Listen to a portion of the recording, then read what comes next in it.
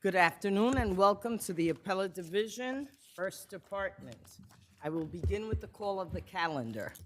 Those of you who are familiar with our practice know that you should ask for only that time that you need, not the time that you want. Understand that we have 6.5 hours of argument time requested. So, please cut your argument time to what you need, not what you want, so I don't have to. And understand that the clock is for you, not for the court. So if my colleagues, because you are so brilliant, have additional questions, I will allow those questions to go. Okay? People versus Anthony Ferdinand. Good start, submit. 197 Madison Holdings versus New York State Division of Housing.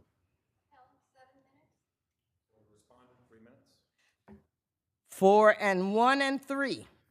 Irene versus Wayne. Submitted. Pinkus versus Matelski. 5 and 2, Your Honor. Okay. 5 and 2 and 5. Thank you, gentlemen. Santana versus Port Authority of New York and New Jersey. Okay. Good afternoon. Respondent requesting 5, Your Honor. 5 and 2 and 5. Thank you. Clark Tower versus Wells Fargo. Good afternoon. Appellant request 4 and 3. Okay. Good afternoon. Respondent request 5. 4 and 3 and 5. People versus Anthony Moore, 2 cases. Submit. Sharp versus Bar Fluid. Both appellants Okay. Good afternoon. Respondent request 5. You have a cross appeal, correct? No? Okay. 5 and 3. And I read. Okay. I misread that. No problem. 5 and 3 and 5. Chen versus Ramona Cavezza. Okay.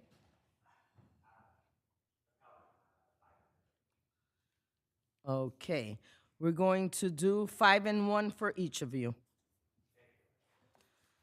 Vixie 3-3 LLC versus Deutsch.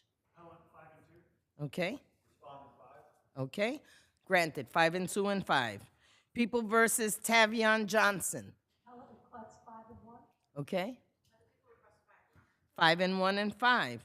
Klein versus New York City Transit Authority. Appellant request 10 and 3. Respondent 5 and 2. Okay. Do you have a cross appeal? Then you don't get a rebuttal. So how much time?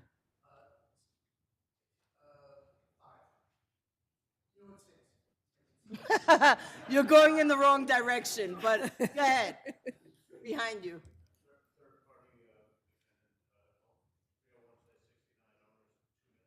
Okay. All right. So 7 and 2 for the appellant. New York City Transit Authority will get 5. Co-op will get 2. Okay. All right. People versus Bony. Appellant request 7 and 2, please. Okay. People request 6. 7 and 2 and 6. Weighty issue. God bless you. Thank you. D'Angelo versus Legacy Yards. Appellant 4 and 1. Okay. Respondent 4. 4 and 1 and 4. Thank you, gentlemen. Palumbo versus Citigroup Technology. Okay. Respondents cross appellants 5 and 2. 5 and 2, 5 and 2. People versus Darnell Williams. Appellant request 6 and 2, Your Honor. Okay. People request 6. All right. 5 and 1 and 5. Campbell versus Gator Interior is submitted. Wiener versus Gibson Dunn is submitted. First case on the calendar, 197 Madison Holdings.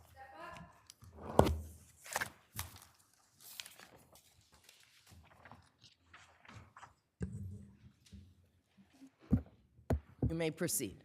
Good morning, Your Honors. My name is Kathleen Lamar from New York State Division of Housing and Community Renewal. This case actually has been before this court before in a prior proceeding where the facts are actually all the same, where this court ruled that what we did in this case was not arbitrary and capricious, because the standard on this Article 78 is arbitrary and capricious. The lower court did not state what standard they were applying here. They rather cast DHCR in the role as a complaining party, which this court in its prior 197 case found was not the role of DHCR, that we are a fact finder, and that we can expect the owner and the next owner to provide us with all records, including proof of what was paid by prior tenants, whether or not they vacated. It is part of their responsibility under the law, and that this court has affirmed that finding. Now, what the respondent now is trying to do, and it's brief, and I'm talking fast to get through it quickly, is that to re-argue the prior 197 case. But in doing so, he fails to even meet that. That's not going to work. Yes. Go ahead. So basically then, this court has already decided this case. Under the prior 197 case, it wasn't arbitrary and capricious. Justice Bluth found that we were a complainant, which we're not. This court agreed with this, and hence, as it wasn't arbitrary and capricious, as shown not only by this panel, but 3 other Supreme Court judges who also agreed it wasn't arbitrary and capricious what we did, Justice Bluth's order should be reversed and the Deputy Commissioner's order should be affirmed. And just on one note, at our prior 197, Justice Shulman asked, does any tenants ever come from these TPU proceedings and seek to collect money? And I'd just like to inform Judge Shulman, after the last decision, tenants did come forward and ask, how do I collect my money? So there are tenants out there who do seek to collect their money. Thank you.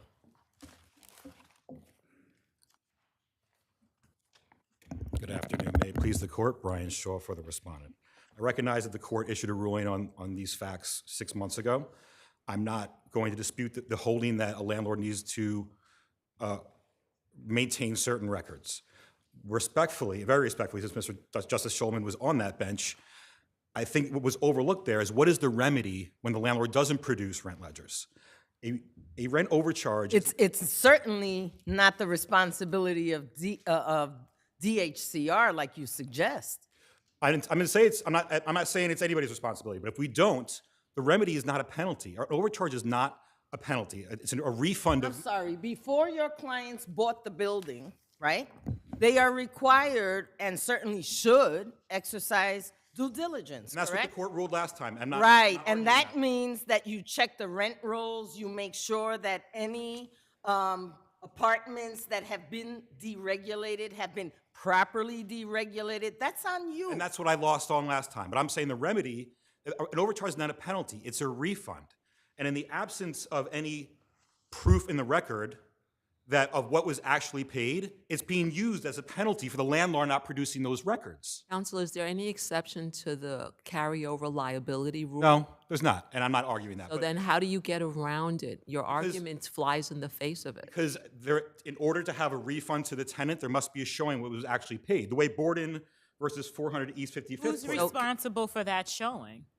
It's not the landlord to disprove an overcharge. They're not the complaint. They're not a complainant always has the burden of proof in basically any legal proceeding. So it's not our obligation to disprove the The overcharge. DHCR is operating under a statutory regime, which is why they don't have that burden. But there still has to be evidence in the record. Well, the evidence for the leases, and there's a presumption. Look, Presumption. I understand. I Presumption. understand. Were they refuted? I'm sorry, Judge? Were those presumptions, as stated in the lease, refuted by it? Let me finish my sentence before you jump, right? Okay. Was there anything refuted by actual evidence? There was nothing proven by evidence. So There's a counsel, wait, speculation can't be the basis for an agency termination. It has to be based on some evidence. You can keep doing this, but you're not getting to the issue. The issue is, once it's put forward that there's evidence that there was a set standard rent, you had to come forward with proof that that wasn't paid. And that there is- was no such evidence. A lease is not evidence was what paid, especially when there's a rent reduction order. A rent reduction order is always less than the lease rent. so counsel, Every let's instance. talk about negative evidence. So Was there any proof that, for example, there were non-payments No. brought against No. the And again, lieutenant I'd say, Oh, yeah, but you have to stop when I talk. I apologize. I Thank have you. very limited time. I only have 1 minute. I know. But that doesn't give you an excuse to be disrespectful to the court. my intent. As I said when I started, if the light turns red, but there's a question by the court, I allow it to continue. So disrespecting the court doesn't get you where you want to go, counsel. My apologies. That's fine. You Okay. may continue So with your question. So you indicated that there were no non-payment proceedings. Was there any judgment with respect to rent in another type of setting? There was not, and it doesn't mean that they weren't paying. For instance, because when you reserve a certain rent and you have a rent reduction order, they are allowed to pay that lower rent. So they could have been paying the lower rent, and there would never be a non-payment proceeding. Thank you. The whole point is there's got to be some evidence in the record. Thank you. Thank you. You have a minute. There was evidence in the record, the leases, and if there's any further questions, if not, I'll rest my case. Thank you. All right. Pinkus versus Matelski.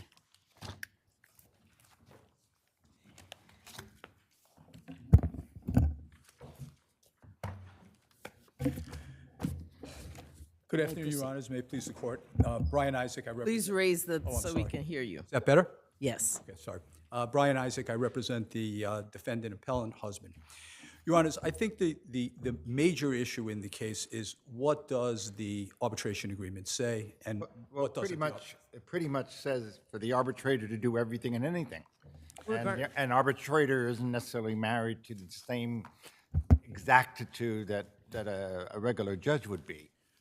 You're not going to get any dispute from me on that, Judge Schulman. Last case that came out is Zurich Insurance. I was on the other side. But let me try to convince you as to why this is not a general arbitration clause.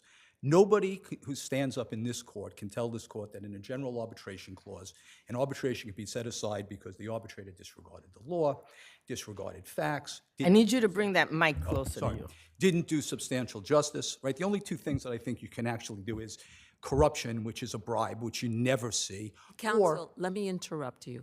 So there was a 7-page stipulation that was signed, right? Yes. And that 7-page stipulation said that the arbitration was governed by Article 75, statutory and case law of New York, and that the arbitrator may, and I'm just may, the language was may, the arbitrator may grant any relief that is just and equitable and within the scope of New York matrimonial law. So understanding that the arbitrator found that the husband committed extensive fraud in concealing his assets, where do you end up? So let me, if I can, you're talking about Justice Gonzalez' article, paragraph 5. Just let me read it out to you because there's something there that I think is important. This is what it says. I'm quoting. The arbitration proceeding shall be transcribed, and the arbitrator shall require witnesses to be examined under oath with the formalities and in accordance with the rules of evidence and procedure that would govern a trial in a court before a justice of the Supreme Court. So we have the formalities of the trial generally, even in the arbitration. Why does that change it? I mean, No, you just took time reading that. It doesn't, but here's the second part, which does. The arbitrator shall decide all of the issues based upon the statutory and case law of the state of New York So applicable. in other words, we're going to pretend to arbitrate, but we're really going to do a court case inside an arbitration forum, is really what you're arguing. That the moment that there is a stipulation that says that you have to follow matrimonial law, that means that an arbitration stops being an arbitration, because really what you are describing is a farce. Well, Judge, It's a farce. I- If I go to arbitration court, but I have to follow the rules of the court, then let's stay in court, right? So the answer to the question is arbitration is a matter of contract. You can contract for But counsel, that's the reason why I referenced the stipulation. It says and, not Yes. may grant any relief that is just and equitable. equitable and. You have to leave within the last part, scope of and within the matrimonial scope law. of the matrimonial law of the state of New York. It's in the conjunctive, not in the disjunctive. Aren't your what arguments I really find- akin? Aren't your arguments really akin to whether this was a referee's report? It isn't. My argument is simply this, and I knew you were going to be asking me these questions, so I have a hypothetical. I know No, sometimes you don't love. I don't want a hypothetical. Okay. Because what I want to understand is your client went before this arbitrator, and not once, not twice, multiple times, lied and perjured himself before the arbitrator repeatedly, disrespecting the entire process. And now he wants to come to the court and say, give me a pass. It was just misbehavior. Judge, that's not. Just slight, I just misbehaved. That wasn't our position. You know that wasn't our position. Our position was that there was no question that he did commit misconduct. He No, admitted he perjured himself. He could be prosecuted for that. He did, but the law that was supposed to be applied, based upon what we said in the brief, was simply the matrimonial law and case law. So the court, so the arbitrator was supposed to pretend like he didn't lie from Monday to Sunday in this arbitrator's forum, and then reward him for that. I don't say reward. Oh, that's what he's asking for. I'm not asking. Oh, you know the rules here. You keep talking. Okay, I'm good. talking. Go ahead. So I'm not asking that he be rewarded. And in fact, in our brief, we never said that there weren't appropriate penalties that could be given, but a punitive award. So what is the appropriate penalty for finding by the arbitrator that your client lied so much that one will never know what his assets really are because new accounts keep on surfacing? Judge, again, my light's on. Yes? I can. Counsel, Okay. while I keep on asking you You got it. questions, you can answer. So I would point out that that was there and that statement was absolutely made, but the arbitrator's So finding. what is the penalty? My question to you was, what's an appropriate response to the egregious behavior of your client during this proceeding? The penalty would be either a sanction under 130-1.1 tied to the statutory. How does a sanction assist his ex-wife who has no idea what she's leaving on the table because he lied so much throughout the proceedings? But the Counsel, what we're talking about here is egregious misconduct, right? That's what my colleague is getting at. And egregious misconduct can be used in a calculus of equitable distribution. Again, we never said otherwise. So what's wrong our here? position is that that's not what the trial court found. I know you're unhappy with the testimony. Believe me, I'm unhappy. Counsel, it doesn't have to It's do not about people unhappy. unhappiness. but- Counsel, just stop 1 second. So, you know, like, we're kind of experienced in reading about fraud, right? I'm sure you are. To find out that in this particular case, the husband exaggerated his tax returns so that he could get a refund that his wife would not be aware of, and thereby secrete assets and funnel them, to find out that he moved money through his disabled sister's account, you know, that he altered K-1s. This was massive, massive. So you have an arbitrator who says, how do I exercise equity? What do I do here? And you're saying, just give him a sanction. I'm not saying give him a sanction. I'm saying that the arbitrator, I'm going to read what the arbitrator actually found. We don't need you to read to us. We read this. Trust, you can see. We read it. Believe me, I know. Okay, so I don't need you to read to us. I believe my colleague has a question. Maybe we can just cut to the chase a little bit, Mr. Isaac. Sure. For example, one of the things you were concerned about is that the arbitrator didn't weigh in the tax consequences of the distribution. That's a biggie, right? Particularly with the Stonehill distribution. But you didn't quantify it in any way. You didn't put any in the record. I'm not talking about the memo. But in the record, you put no information that would talk what his tax consequence exposures were. You didn't give the arbitrator the means to be able to make certain kinds of decisions. And it crosses the board on so many different parts of how she divided the percentages. I'm keeping it really simple. So we don't even have to get into the egregiousness, just the facts. Unlike what you're trying to do here, the lawyer below, or the burden, was not met in advancing his position, with the exception of all the lies. I would only respond to you, and I'm not going to go over my time because We're way over that. way over it, I know. If you look at the trial exhibit 158 and 160, there are tax consequences in there which were argued specifically in the post-trial motion. And And should we you heard weigh what that I said. against the Said not tax in the record. fraud? well, I Should mean, we weigh that against his inflated tax liability so that he could reap a windfall after the divorce? You can answer that on your. I will. Thank you, Your Honor.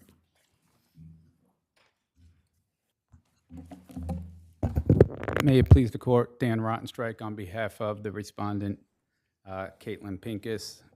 Good afternoon, Your Honors. My gut tells me I don't have to say much. Because Justice Evans, retired Justice Evans, who was the arbitrator, wrote a very detailed, a thorough decision, and candidly, I hadn't read it for some time. I picked it up again when I was putting in the opposition papers, and I realized it speaks for itself. But Justice Evans, the arbitrator, wasn't the only jurist who weighed in on these issues before you today. Justice Hoffman had to decide whether to confirm or reject the arbitration award, and every argument that you're hearing today was made before Justice Hoffman. So what's going on today is not just a request to overturn an arbitration award, but it's also a request to overturn or vacate a decision by Justice Hoffman that applied the correct legal standards. Notwithstanding the details in Justice Evans's decisions and Justice Hoffman's decisions, I could represent to you all today, nothing will ever be able to communicate to you all what the trial was like. The fraud was uncovered literally with 5 minutes left in our direct case because Mr. Matelski answered a question that didn't make a lot of sense to me and my colleagues. And we just said, hold on, I have one more question. And from there, he committed perjury. His counsel stopped him, corrected the testimony. That counsel withdrew. And I asked him one question before we've ended that day. Is there anything else, Mr. Matelski, that you want to disclose today before we break? No, I've told you everything. I gave him that opportunity every time there was another quote-unquote impeachment or bad act. And on the tax issue, I can't even begin to articulate to you what it was like trying to establish in real time as it's unfolding someone who, number one, withheld tax returns, wouldn't produce them until he was ordered to produce them. And as soon as we saw them, we're like, it's funny, someone is reporting a lot of gains with no basis. Why aren't you taking a basis and reducing your gains and reducing your tax liability? We had to go and find the historical documents in real time to show what the basis of the securities were and say, Mr. Matelski, isn't that the basis? And then you should have disclosed it, and then you would have had to pay less taxes, and you would have gotten a greater refund, and that's how the case went. There was no error here. Candidly, and I say this respectfully for my colleague, I'm not even sure what the argument is that the arbitrator did not apply New York law, because she did. She went through all the DRL factors. She went through New York State. And she applied, egregious conduct is a factor, right? and that's exactly what she said. And then she cited the cases, Solomon v. Solomon. You can't engage in this. And the What about punchline your is, adversary's issue, at least from the brief, that somehow the arbitrator went beyond the scope of the arbitration agreement? Judge Hoffman put it best. I don't want to take credit for him. It's a bootstrap argument.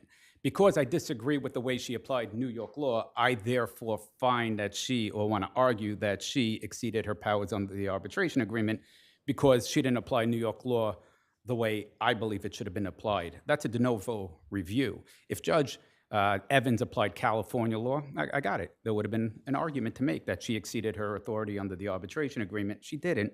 It's all New York law. It's consistent with New York law. There's really no basis to argue it. With respect to the tax issue, since you raised it, I was at the trial. There's no evidence. He didn't even try to put in evidence as to what tax liabilities he would incur if he had to pay X dollars. He may not even have to sell securities. Some securities have losses. You can't figure out his tax return, whether he has operating losses or any losses that would offset any gains. There is zero evidence in the record. I heard the citations given by my colleague. I sat through there. It wasn't even an element of their case to establish taxes that would theoretically be due if he had to satisfy an arbitration award. But thank you for your time. I see I'm coming short here. Thank you. Counsel, you have 2 minutes. So I kind of feel like a salmon swimming upstream, but just let me give it one more shot, just to let you know what my argument is, and maybe I'll just die at the end, and somebody can cook me when I'm finished. Mr. Isaac, you know how much you are appreciated in this court. That doesn't mean that every case is a winner, okay? But Judge, you know that I Go know. I ahead. probably You know that know better me. than anyone else. I just want to say I would never, and I am absolutely not condoning the conduct that went on here. You know we didn't. I mean, I write letters to the court before I argue giving negative cases. I understand what the obligations on the court are. The argument is a very, very simple argument that the use of the term matrimonial law and case law was something that was contracted for, and that it doesn't matter what happened in the sense that it doesn't change the terms, right? If a quadruple murderer gets off and goes and works on a ladder in a construction site and falls, you're not going to say you're not going to apply the label because he's a terrible guy. I still, as my colleague has pointed out, the egregious factor is a factor that the court can consider. And here, this is the highest level of egregiousness I've seen in my 15 years in this court. Fair enough. Okay? So what is that? So tell me, in light of that, how did the court err in applying that factor appropriately here? Because the court found, okay, again, I'm not saying it's not a factor, it is a factor. You read our brief, can you make a non-equal equitable distribution award because of concealment? 100%. This is what the court found. Judge Meza, that's not me. I'm reading from the decision. This is on page 45, quote, "The only dissipation that occurred in this case is due to the defendant's perjury, fraud, and deceit during mediation and arbitration, as a result of which the trial was lengthened unnecessarily and the party's attorney's fees increased dramatically." You can punish that. But that's not, wait, that is not the only problem in this case. She also said, right, that there was no way, again, that there was that even the judge, the arbitrator, could not determine in any meaningful way what the true assets were because the lies were so extensive, But right? And so part of the reason that the arbitrator rendered the decision that was made was because I've got to factor that in. I don't know how much more assets are out there, and this ex-wife will never know. one more response, if you'll let me. Yeah? The arbitrator, after this occurred, right, and I'm taking this directly from the record, gave 2 additional days of cross-examination, and as you know, a computer forensic expert examined all of the evidence from 2014 to the present, 290,000 hits, 50,000 documents, and guess what they found? Found $5 more. Again, I'm not going to say that doing something terrible is good because I would lose all credibility. It's not a smart idea. All I'm saying is that the fraud that occurred You're here. trying to convince me that that evidence means there's nothing else out there. I'm trying. That's what you're trying to convince me, that I should rest assured that based on that statement, there's nothing else out there. And you know what? Based on this record, that one statement doesn't buy the farm, okay? I understand. But, Mr. Isaac, I understand. We have your papers, and I appreciate both of you. Appreciate the argument. Thank you, Judge.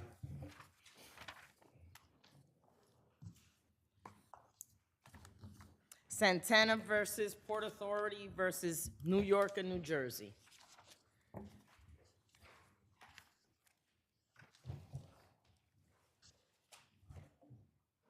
Good afternoon, Your Honors. Matthew Bremner for the appellant. Your Honors, this case is a labor law case involving a masonry worker who was working on World Trade Center Tower 3, performing fireproofing work on the 67th floor of the building. The area he was working on was, We're familiar with the facts. Why don't you get right to the issue? so the issue here, Your Honor, is all of the testimony, plaintiff's testimony, the testimony of defendants, and defendant's expert affidavit indicate that plaintiff was furnished with a completely dry, fully functioning scissor lift. So let's start there. Yes, This building is under construction, and it has spaces where windows will be in the future, right? they were pending installation at the time. Your Honor. Right, so it's open space on the sides. There's some open space on the sides. It's not completely open, but Counsel, this will go a lot easier if you try not to, because we're never yes, there's a you're some never open gonna get space on through the your sides. argument. Yeah, let's not do one-on-one. Okay, so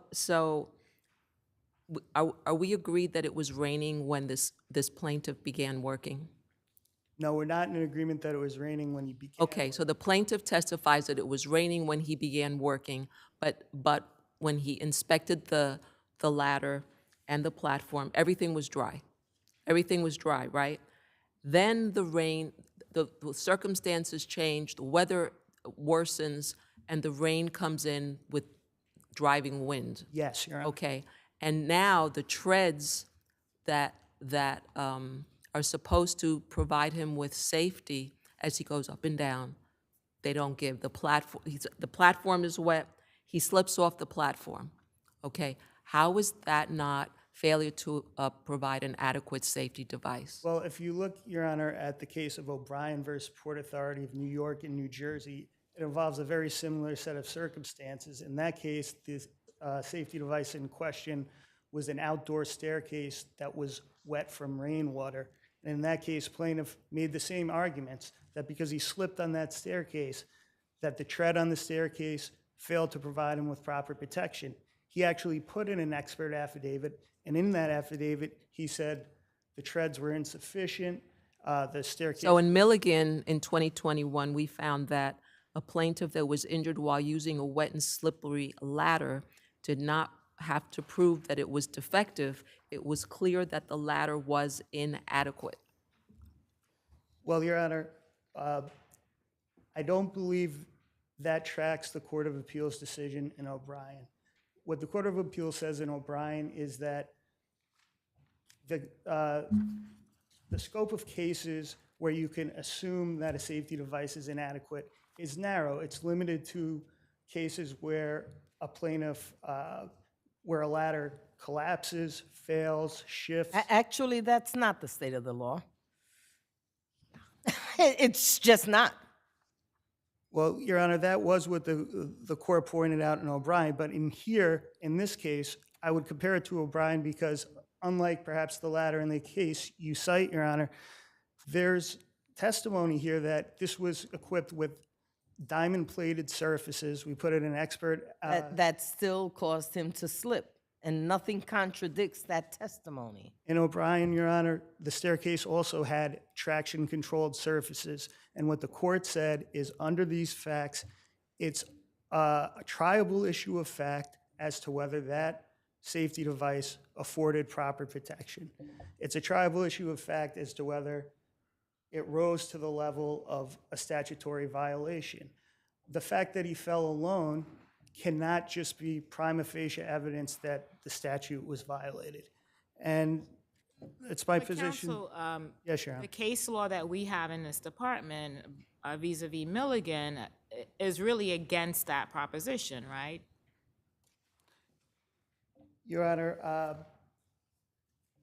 I don't think, I'm not familiar with Milligan, but there was a recent case that was cited in plaintiff counsel's brief. And Counsel, the very fact that the building was not fully enclosed meant that at least some of the equipment had to be able to withstand rain, water. And in this case, you already agree that the treads did constitute a safety device. Am I right?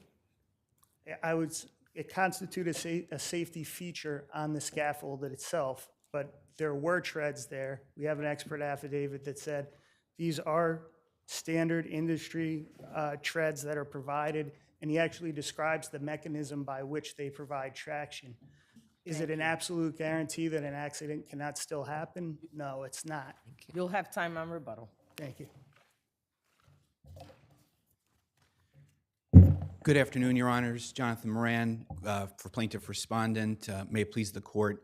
I submit, Your Honors, that you should affirm the trial court's grant of summary judgment on both plaintiffs. Counsel, here with regard to safety devices, the plaintiff had a tie, right, that connected him to the scissor lift, correct? That was, yes, it was a tie for use while he was on the platform. However, he could not remain connected to it while descending from. Of course, but there were also treads as well, right? There were treads. And the weather event that happened, it was a sudden weather event, right?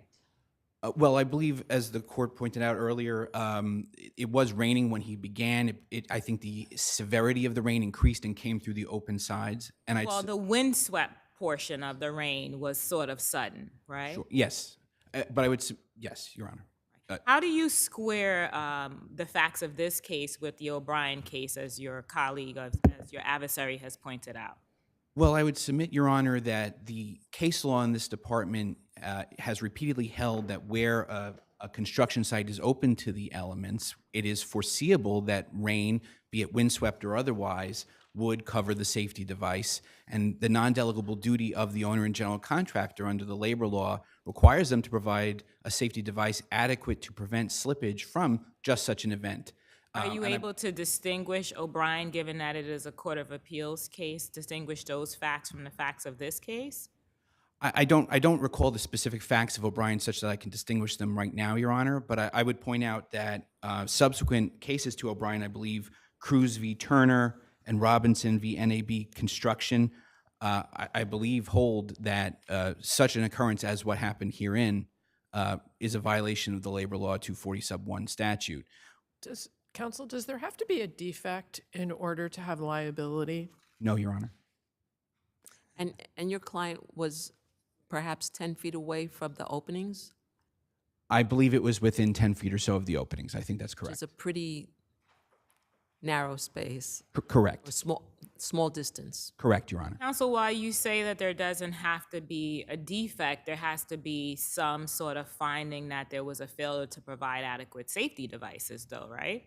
Yes, and Your Honor, I would submit that the fact that it was foreseeable that this device could become rain-soaked as it did militates in, requires that the defendants, in order to meet their non-delegable duty, ensure that either they're using some safety equipment that will not become so slippery that he could fall while descending it, or not, or perform a different job. For instance, in the Robinson v. NAB case, the plaintiff was descending a staircase or a ladder that was part of a scaffold, which became rain-soaked, and he slipped and fell off. And that was held to be a violation of Labor Law 240 sub 1. I'm sorry. In this case, it wasn't just the question of the plaintiffs getting wet. It was also the question of the fiberglass that was being installed that, once it became wet, could become unusable. Correct. That's exactly the reason why he had made the determination to stop working and lower it down. and then come down. Exactly. Thank you. Thank you, Your Honors. You have 2 minutes, counsel. Thank you, Your Honor. If I could just address some of the cases that plaintiff's counsel cite. In the Robinson case, it's actually entirely distinguishable because the court held in that case that 240 was granted because the scaffold/ladder at issue was defective due to lack of safety features and that such defect was a proximate cause of her injuries. Here, there's just no testimony that the scaffold he was provided with, the scissor list he was provided with. Was the defect at all described in what you're saying? Because a defect could be it didn't have railings. It could be, Your Honor, but Right. that would still be a missing safety device that would trigger then a violation of the statute. Except that in that case, I thought I heard your adversary say that the mechanism of the accident was slipping down the staircase of the scaffold. Right, but what I'm saying is that wasn't the determining factor whereby the court granted summary judgment. The determining factor was that it lacked safety devices And they actually said that the mere fact it was raining, that's just a concurrent cause of the accident. That's not a separate hazard. To the extent it's a separate hazard, it doesn't change the fact that the scaffold itself was defective. That's my reading of it. But I think a distinguishing feature, if I'm not mistaken, I think O'Brien also involved worn treads. I think that was a factor there. And what we're distinguishing from here is we're dealing with a series of cases such as York, Milligan, Golubowski, which are our cases here, that basically say when you're dealing with a non-defective ladder, but maybe you didn't have a slip-proof for the wetness, we're talking about these circumstances here, and that's what happened. You had the ladder, but you didn't figure out a way that when inclement weather kicks in, that one can safely go up and down the ladder without falling. Well, there were treads on the scissor lift, right? There were treads on the stairs, but he didn't actually reach the stairs. His testimony is that his leg slipped off of the platform as he was backing down. There was diamond-plated surface on the platform itself, and our expert describes in detail the mechanism and why that's an appropriate So no safety device on the platform. No, No that safety was on the device platform. that prevented his slipping is the issue, right? So there was a safety device, and look, I get it. You thought that having the diamond-plated surface would be enough, and clearly, in the water, it wasn't. But we have your arguments, and I thank both of you. Clark Tower versus Wells Fargo.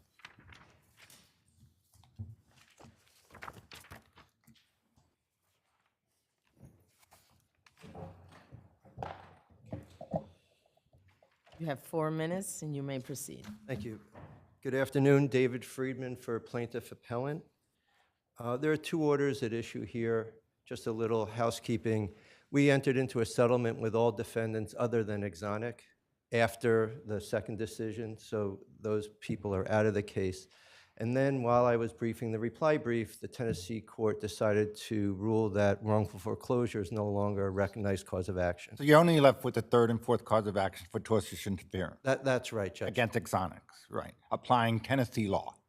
That exactly, Judge, and that was a pre-answer 3211A7 motion. So the first thing to think about is what was the record on that motion?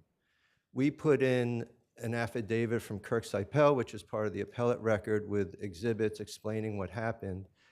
Exonic on that pre-answer motion put in 3 documents: the complaint, the LMA, the loan modification agreement, and the pooling servicing agreement, which we're not a party to, but which Exonic claims has some relevance to its rights under the mortgage transaction.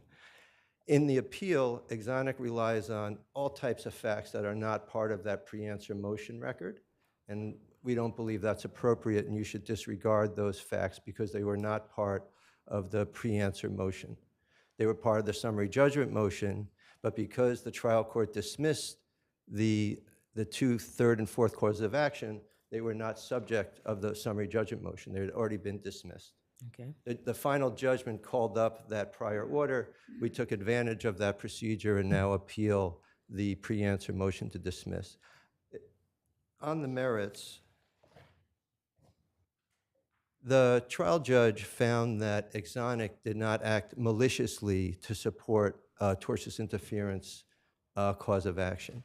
The trial court applied New York law, which was an error because this tort occurred in Tennessee, and Tennessee has the greater interest in the tort. The court found that the laws in New York and Tennessee were not that different and that there was no conflict. Why was the court wrong? The court was wrong because the court said Exonic did not act with malice because it acted in its self-interest. By blocking the refinance, Exonic saved itself a total loss and actually made over $6 million. So I'm going to jump into this. Yes. Let's talk about Tennessee law a second. Tennessee has, it's not a policy, but it has a law whereby they have a first to breach rule. So if you're the first to breach a material element, then you're excused.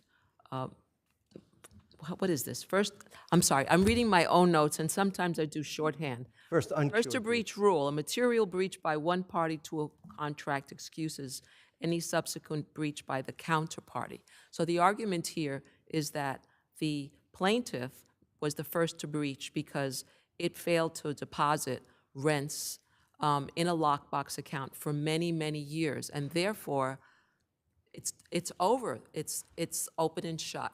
What do you have to say? Thank you. Great question. Thank you so much. You're welcome. But you have to answer it. I will certainly. So Tennessee does not recognize self-interest as a defense to tortious interference, to finish that point. On the summary judgment motion, the defendants argued on the breach of contract claim that there can't be a breach of contract because the borrower was not putting all the rents into a lockbox account. Any of the rents? No. Okay. No. The Rent majority. of 8 tenants, okay. 8 tenants. Okay. They sent out notices. The tenants didn't pay the rent into the lockbox.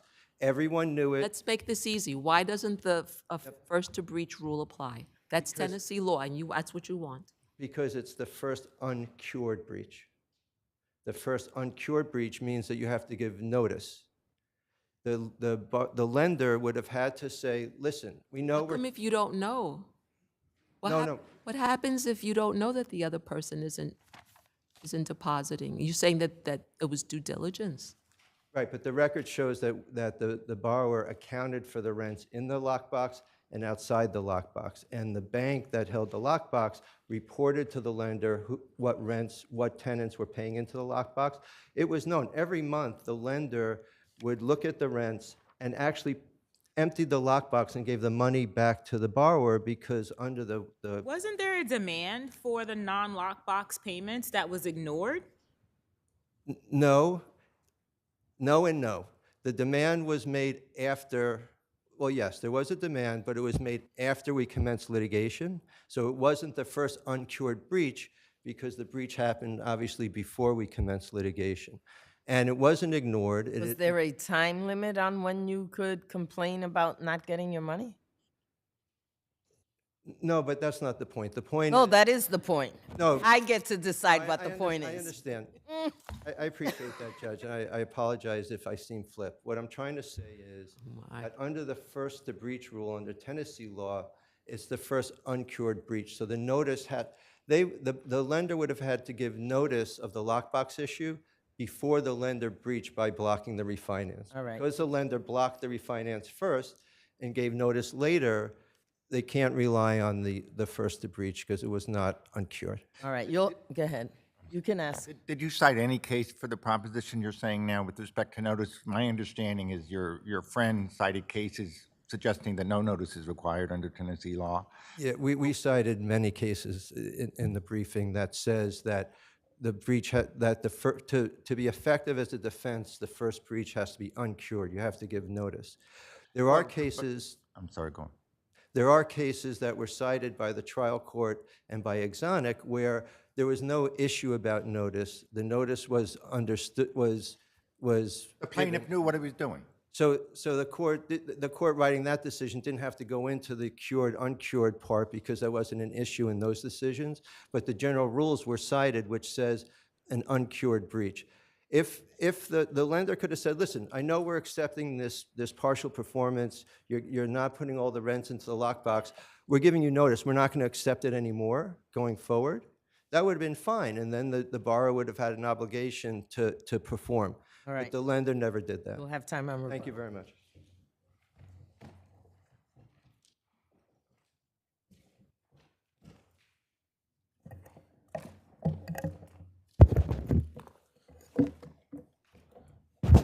Good afternoon, Your Honors. May it please this court, Scott Kessler for the respondent, Axonic Capital. So, counsel, I feel like I'm in the middle of a spider web, and everything is getting more murky.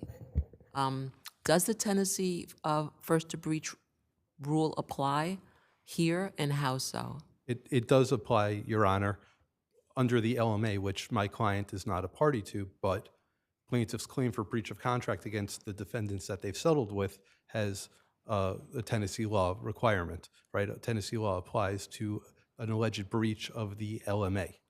And so under Tennessee law, the first to breach what does preclude, and Justice Crane rightly found, that it precludes plaintiff's claims for breach of contract which necessarily means there can't be a tortious interference if there's no breach. But counsel, let's talk also about the privilege applicable to your client's conduct, that privilege being regarding the duty to advise. And since they had a duty to advise regarding the mortgage loan, that can't be considered tortious interference. I agree with that, Your Honor. It's a special relationship. They are a fiduciary. The PSA, the Pooling Services Agreement, gives Exonic the right to advise and opine upon a refinance where there is going to be a liquidity event that's not going to pay off the notes in full, which is exactly what happened here, and it's not disputed. And so, as Justice Crane found on the motion to dismiss, it's not that they didn't act with malice. It's that there's no allegation that there was malice because the complaint itself in paragraph 19 says, Exonic was appointed directing certificate holder pursuant to an agreement with the other defendants and had substantial advisory and consent rights over the servicing of the loan and any liquidity event where the B note would not be fully paid. No dispute, no dispute. Those are rights that Exonic had, and it could not be tortiously interfering. It couldn't be inducing a breach because of the very language of the agreements that form the basis of plaintiff's claims. Your friend suggests that the economic justification, which is the defense here that my colleague points out, is part of New York law, but not part of Tennessee law. What's your response? I disagree with my colleague, and I'd also like to note that the determination about New York, Tennessee law, Justice Crane found that the parties agreed that there wasn't a substantial difference between the two states' law when she rendered her decisions. But Tennessee does allow for justification. It does allow for economic interest where there's a special relationship, which Exonic has by way of the PSA. What duty, if any, did your client owe to the, let me get this one right, defendant? To the plaintiff? The plaintiff. It actually doesn't owe a duty because it's not a party to the LMA. The level of reasonableness to approve or reject the refinance, that's limited to the servicer defendants, not us, pursuant to the LMA, which again, we're not a party to. So your only requirement was to safeguard the interests of the party you were representing? That is our duty, correct. We do not owe a duty to the plaintiff. We couldn't act, though, in a legal way, which there's no allegation that we did. Thank you. Thank you, Your Honors. And you reserve 3 minutes. Thank you, Judge. So to talk about the duty, in that paragraph 19, the next sentence says that Exonic and the other service and the servicer defendants relegated to Midland the task of establishing the appraisal value. Midland was the master servicer. Exonic had the right to opine or advise about the loan modification agreement. That was done years before. Once that was put in place, Exonic and the servicers empowered the master servicer to establish the appraisal value and to conduct the refinance. So they no longer had any ability to advise on those pertinent issues? That's correct. And again, Based on what, though? This is getting into summary judgment area. Based on what? Our expert opined that based on the PSA, on the pooling services agreement, and on the correspondence where the lender said to the borrower, Midland has the sole authority to execute the... What in the PSA cut off any obligation of Exonic to opine? No, because the loan, once the loan modification agreement was entered into, the loan stopped being specially serviced. That paragraph, if you read it, says that Exonic has the right to advise the special servicer if the loan is in special servicing. The loan was returned to being a conforming loan after the loan modification agreement. All the monthly payments were made. The borrower was fully performing. That's why Midland, as the master servicer, had the sole authority and responsibility to conduct the refinance. Midland established the appraisal value. There was full performance on repaying the loan? 100% until after the lender breached and did not allow the refinance.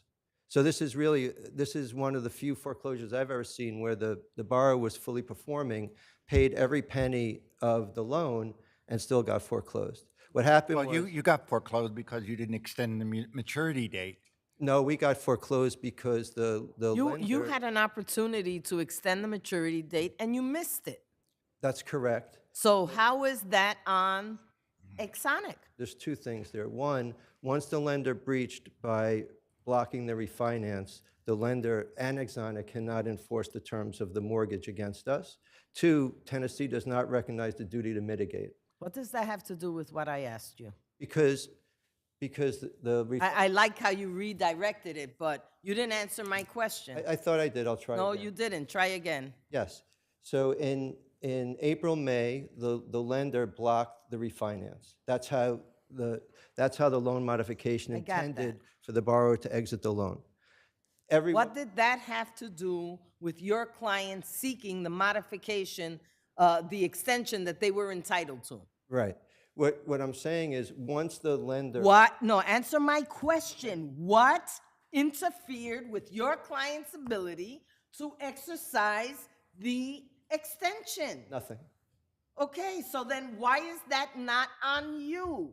Meaning your client, not you personally, obviously. Because once the lender breached, So the fact that you slept, that your client slept, and did not seek the modification, that even if, did not seek the extension, even if they had not granted or approved in time, the extension would have given you more time.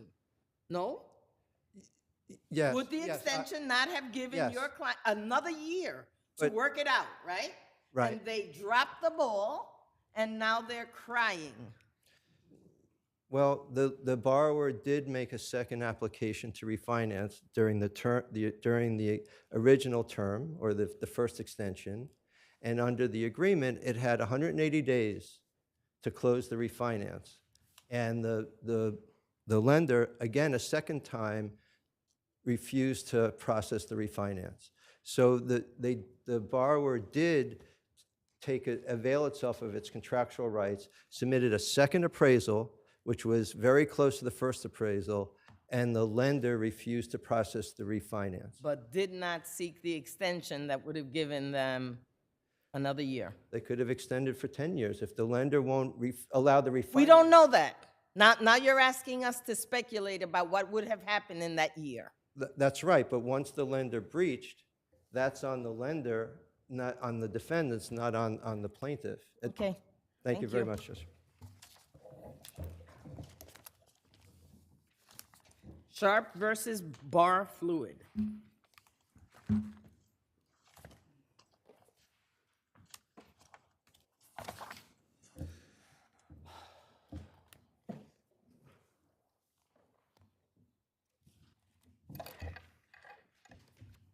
You may proceed, counsel. Thank you. May it please the court, Remy Green, I represent Mr. Dempsey, and I'm arguing by consent for Mr. Sharp. What happens at bars matters, and it matters to the public. In a perfect world, anyone can walk into a bar. It's the start of countless jokes. And for those who that is not always true for, members of the queer community, for example, what happens at community bars matters to those members of the public. So you're arguing, counsel, that what happened at this particular bar was a matter of public interest under the civil rights law. Absolutely. And this court, if not kind of on the exact facts, said so in Reeves and said so in Sweet Pea. It said, commission of a crime is a matter of public interest. The allegations here, right, the statements at issue in the defamation case are allegations of rape, of sexual assault, of drugging people illegally, of allowing minors to drink. What happens at bars matters, and it matters at the Q in the 2020s just as it mattered at the Stonewall Inn in 1969. So the lower court's extra-textual necessity limitation on the protections of the anti-SLAPP law eviscerates the law's purpose. When you read, you talk really fast. I'm so sorry. Then I will try to slow down. But the law includes several rules of construction, including that the only things that are not matters of public concern are purely private matters. Purely private, that what happens at bars is not purely private by definition. It's a matter of public concern because the law says it is. And that's all that needs to happen for the anti-SLAPP law to apply. The anti-SLAPP law also applies to the dismissed abusive But we process. can envision things that happen in a bar that wouldn't fall within the SLAPP. Of course. Right? But again, tailing my colleague's statement, your argument is that the allegations here went far beyond any private, personal issue, but affected Exactly. public interest and Exactly. public policy. That's exactly right. I think that is the design of the law. It's how California has interpreted its anti-SLAPP law, which this law was based on. It's how Texas has interpreted its, which was also a source of drafting in this law. It matters, you look at the statement and you see what issue, and that's the unit in the statute.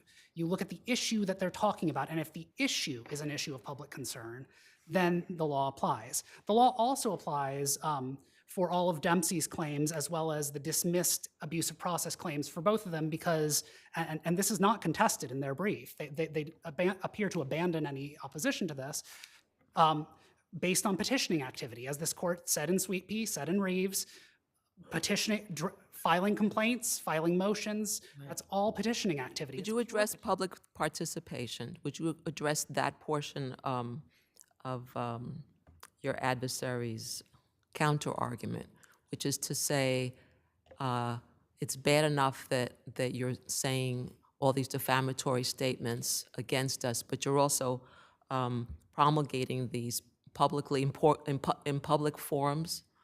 NPR did an article, a whole long article on this.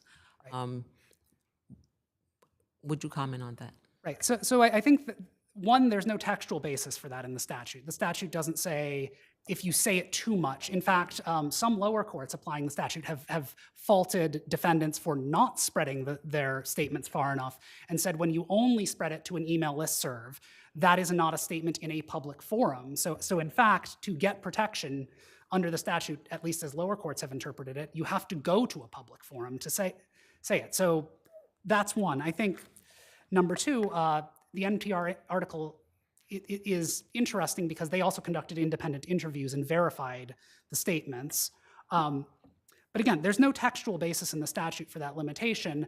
And so I don't necessarily... Counsel, the NPR article, doesn't that in fact support the fact that this was Absolutely. public information? Absolutely, and we cited a case of mine out of New Jersey called Comyac, where a court looked at the fact that after litigation, statements, the issues litigating were getting public coverage in a tabloid and said, look, this is obviously an issue of public concern.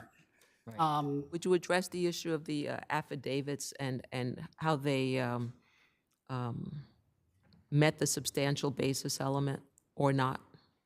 So I think that goes to, as I understand it, once we're looking at substantial basis, and I'm not even going to ask, we're looking at elements like actual malice. So an affidavit of Mr. Fluitt doesn't have any personal knowledge of what was in either Dempsey or Sharp's mind. And in fact, as pled, right, there's no any fact supporting actual malice. There's only a failure to investigate theory, which every court to consider it rejects it, including the United States Supreme Court. And then there's just conclusory allegations of actual malice, which do not suffice. Thank you. You'll have time on rebuttal. Good afternoon. May it please the court. Thomas D. Shanahan of Thomas D. Shanahan, PC. I'm representing Bar Fluid, which did business. How is the dissemination of illegal drugs, the allowing of underage patrons having sex inside the bar, I could go on. Sure. How are those items not items of public interest and public policy? At least we forget the discriminatory practices that were alleged as well. Yeah, I haven't even hit those. Well, I mean, the allegations are terrible, but that's the false narrative that the plaintiff and his counsel made in court. Now, I would suggest to you, if they had solely made the arguments in a False narrative that was supported by affidavits of coworkers and juxtaposed against just your clients' self-serving statements. No, that's- So explain to me How I get past that? Okay, well, first of all, this was a motion to dismiss brought pursuant to 3211G. They put in affidavits. They opened the door to evidentiary facts coming in as evidence. We submitted affidavits. We addressed, from my client and others, I addressed who those individuals were. They were either people who were terminated by bar fluid So that means that they are liars? No, it means it's an issue of fact. And secondarily, we foiled. Just by saying they were fired, that makes an issue of fact? No, I'm saying what their motive was. I haven't cross-examined these people. They put affidavits in on a 3211G1. I haven't had the chance to challenge anything, but we did note that many of them have been terminated and others have a long-time relationship working for this promoter, Mr. Sharp. And so we put in what I thought, look, these allegations are terrible, and this is exactly why they drafted this as an employment discrimination case. It was, employment agreement, alleged breach of an employment agreement case with all these facts that are terrible if they are true, okay? And when they did that, we foiled every agency that has oversight responsibility over my client's bar, the liquor license. So, counsel, you would agree that the bar is a place that's open to the public, right? It's a public I'm looking at accommodation. 76A of the Civil Rights Law. Would you agree that, as my colleague pointed out, as I have pointed out, that the allegations concern a matter of public interest? Well, let me just ask you a question. No. No, you don't get to ask us questions. Well, That's because not there's- how this works. But there's allegations. No, of- Counsel, that's not how this works, okay?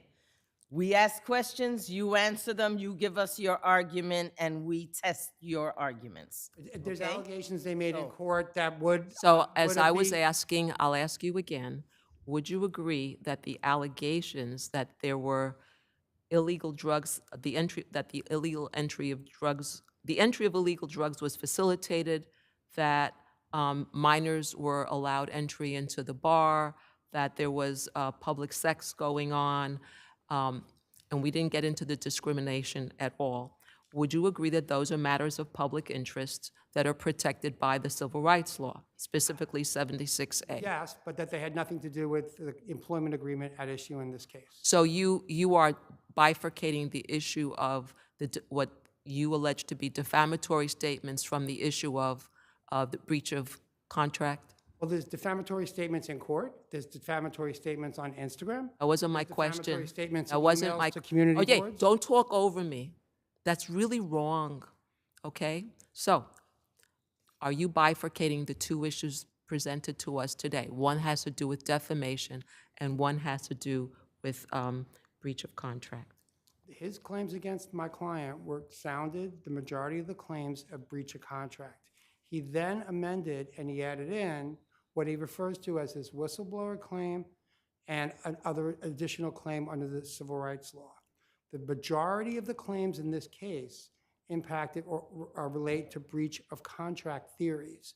All of the salacious allegations that we're discussing right now were not even pled as a cause of action in the initial complaint. in this Counsel, my action. understanding is that these allegations support the plaintiff's theory that he was fired, the contract was breached because he bought this information to your client. And that is the reason why the contract was breached and the reason why he was fired. So there's no real bifurcation here. I'm not disputing that there's public interest in those issues if they're true. And if he had made the allegations solely in a court setting, I don't see any, we would not be having this discussion today, this argument today. The problem is that they went beyond the scope of the pleadings. That's really what the heart of this matter is about. They disseminated allegations about other venues and other locations on social media, on Instagram. They alleged in the So court you below. disagree with the basic premise of the anti-SLAPP law, which says that matters of interest to the public are protected speech within the context of dissemination in a public forum? When they go beyond the scope of the allegations in the complaint? Because that's what happened right. here. Thank you.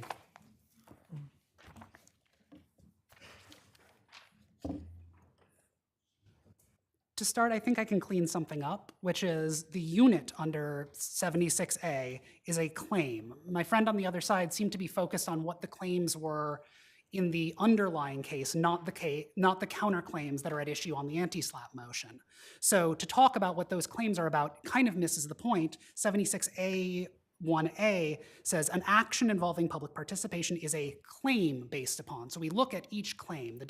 Each of the counts of defamation is analyzed, and each of the counts of abusive process are analyzed on their own with regard to whether they involve a statement on an issue of public participation or whether they involve the exercise of the constitutional right of petition. Right. Given that kind of mistaken approach to the scope, I think I heard my friend on the other side concede that the law applies. The second point, I heard the words "if true" a lot. Falsity is not part of the initial burden on an anti-SLAPP movement. Falsity is part of the substantial basis analysis that the non-movement has to meet once the anti-SLAPP law has been triggered. They're required to show a substantial basis in law and fact for their claim that the statements are false. They didn't do that here, but it's not on the movement to show that the statement is false. It is, if true, this statement would be an issue of public concern.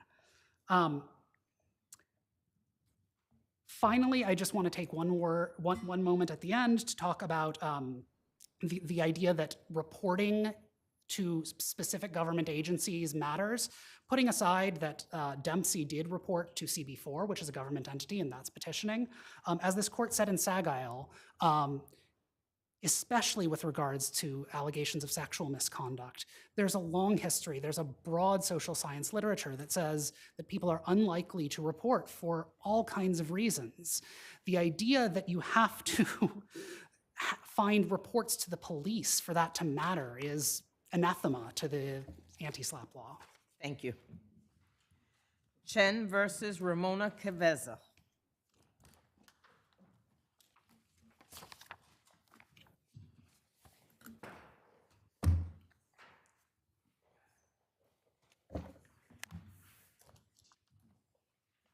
You may proceed.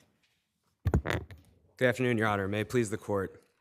Under this court's prior opinion on the identical issue of the statutory definition of a freelance worker, this court directed discovery on two areas, whereafter two items have been irrefutably established. One, OLPS performs no adjudicatory function over the merits of a FIFA claim, but rather acts as a complaint clearinghouse in issuing rebuttable presumptions. And two, OLPS promulgating the FIFA complaint form is an exercise of administrative interpretation and discretion in implementing FIFA's enabling statute.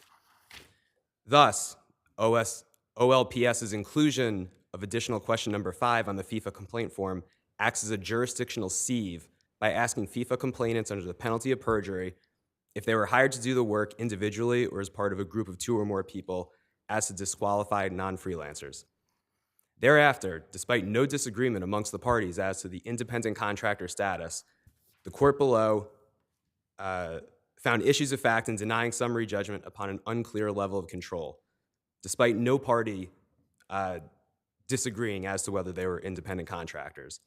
As applied, the level of control analysis and inquiry is wholly irrelevant, since on one hand, if a FIFA complainant is found as an employee, it's an automatic dismissal, since FIFA only applies to independent contractors. On the other hand, if you're an independent contractor who has performed the services as a group of 2 or more, you are likewise disqualified.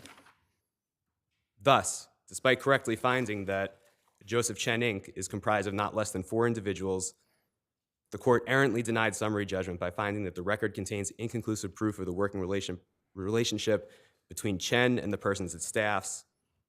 However, the dispositive issue is not the relationship between Chen and his staff, but rather the fact that Chen maintains a staff at all. How do we know that? The fact that a photographer has to hire additional people for a shoot doesn't mean that those assistants are his employees. So what proof is there in the record that they are employees rather than freelancers themselves? Well, Your Honor, if they are freelancers themselves, then they may have claims against Chen for non-payment. That's not the issue before this court, nor is it an issue for you. So answer my question. Your Honor, whether they're his employees. No, my question was, Sure. why is it not equally possible on the facts that I have before me that they are also independent contractors that were hired by this photographer to do this shoot? There's no evidence in the record that these are employees of this photographer. Nothing. But no one has alleged that they're employees or independent contractors because it's wholly irrelevant. If they're employees, then they have no claims under FIFA because FIFA clearly. We're talking about Chen, right? Correct. So it has to be proven that Chen is not a freelancer, right? And how did that happen here? We submitted the contract where my client hired Chen to provide Chen and 4 other individuals. Again, the fact that he has additional people on the job does not mean that those additional people are his employees. And what evidence did you produce to establish that? Your Honor, I'm answering your question, but I promise you I'm not sidestepping it. The inquiry isn't whether they're his employees or not, because my client hired a business, not a freelancer. That business. That's for us to decide. We And submit that. for me, Yes. speaking for myself, Sure. right? I want to know from you, what proof is there that these 4 additional people that Chen utilized for this job he got, what proof is it there in the record that they are his employees, therefore he does not qualify as a freelancer? That's why it's relevant. We submit, Your Honor, that whether they're his employees or Okay, not. so you're going to just keep on giving me the same answer. All right. Well, Your Honor, that's our No reading. problem. You're stuck with that answer. I just want you to understand. I am giving you an opportunity to convince me, and instead, you keep on giving me the same answer. Obviously, I'm not satisfied with it, but instead, you keep giving it to me. You'll have time on rebuttal to give it to me a 5th time if you like. Sure, Your Honor. Good afternoon. May it please the court. For plaintiff, respondent, appellants, to answer your question, Your Honor, there is no evidence that they were employees. In fact, that they were independent contractors that had worked Counsel, along. I can't hear you at all. I'm sorry. And what is your name? Jenny Brait for the plaintiff, respondent, appellants. Thank you. Thank you. So counsel, a freelancer, right, is permitted to have other people work on a job with them and still retain their identity as a freelancer, right? That is correct. You can hear me, correct? That is correct. The statutory definition of a freelance worker is merely either a natural person or an organization composed of no more than one individual. There is no discussion in the statute that working with other people disputes or defeats that label onto either a business or the organization or a natural person themselves. And there was no evidence in the record that Chen's business had any more individuals than just himself. That is correct. Is there an issue that the other plaintiff who's a model is prohibited from doing freelance work with her contract with the modeling agency? There is nothing in that contract that prohibits her from doing other model work or from contracting with Ramona Cavezza directly. That contract just gives, outlines for her engagement with VNY as an agency. Do we even have a copy of that contract in the record? No, we have a template copy that supposedly she signed, but there is no evidence that she actually signed it.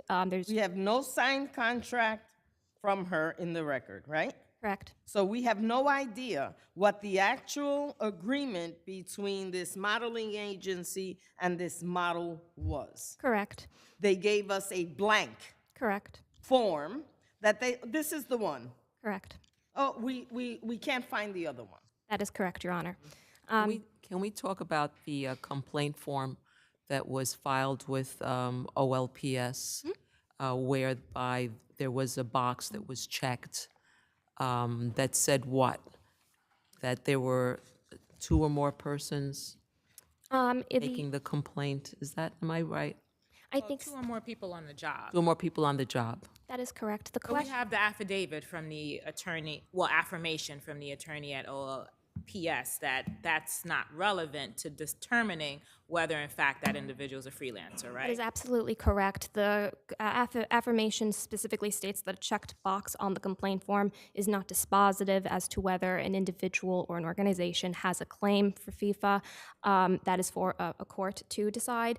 Because of course it is, as I stated earlier, it is possible to take a job as a freelancer and that there are other freelancers also on the job, so that the answer to the question on that form would have to be that there were other people there. That is absolutely correct, Your Honor. That doesn't mean I employ them or I'm part of the same employment apparatus. It just means there was more than one person there. Absolutely correct, Your Honor. There is no evidence that Chen employed anyone or specifically employed those individuals. They had worked alongside him. By the way, was there any dispute that both of these people, both the model and the photographer from the opposite side, that they didn't do the work? No. So if what I'm hearing is correct, they did the work and now the other side just doesn't want to pay. That is exactly what happened. Got it. Both Chen and Kozlovska performed the work. They provided their services in exchange for what should have been for compensation that they never received. And they're grounding their desire not to pay them in the principles that they're not freelancers. That is correct. They did not dispute that they are a hiring party under the statute, that the work was performed. It is just that because Kozlovska had an agency relationship, that somehow defeats being a freelance worker, and that Chen working alongside other individuals, with other individuals. The release between the model and the KC, right? I'm sorry. Well, the model release that was signed here. That model, who were the parties to that model release? The model release was between Ramona Cavezza Collection and Kozlovska. In that particular release, I think that was 202 of the record. That was her, Kozlovska, giving away her right to the photographs, videos of the modeling shoot in exchange for to be part of the other contracts where she could do the modeling in exchange for the compensation. There was no modeling agency that was a party to that release form, right? That is correct. At most, I think that they were just a witness to the form, but it really was just between Kozlovska and Ramona Cavezza Collection. Thank you. Thank you. You have 1 minute. Okay. Just to correct the misapprehension, Kozlovska was fired from the job for non-performance and a replacement model was brought in. That issue has not... But the money that she's looking to be paid for is for the work that she actually did. She was fired before any photographs were taken, if I remember correctly. And a replacement model had to be flown in. I don't think that's correct, but okay. So why not dispute payment based on the fact that she didn't do any work? Why are we here under this assessment of whether in fact she's a freelancer? Well, we were going to reserve that issue for trial if it got there, but the threshold issue is she doesn't fall within the scope of freelance isn't free. And the claims, it's a sole cause of action complaint. Had they brought a breach of contract, had they brought unjust enrichment, different story. However, as to the photographer... But breach of contract would incorporate, you didn't do the work, so we don't have to pay you under the contract. Correct. The freelance isn't free statute preserves every defense that one may have. Thank you. Okay. Thank you, Your Honor. Vixie 33 LLC versus Deutsch.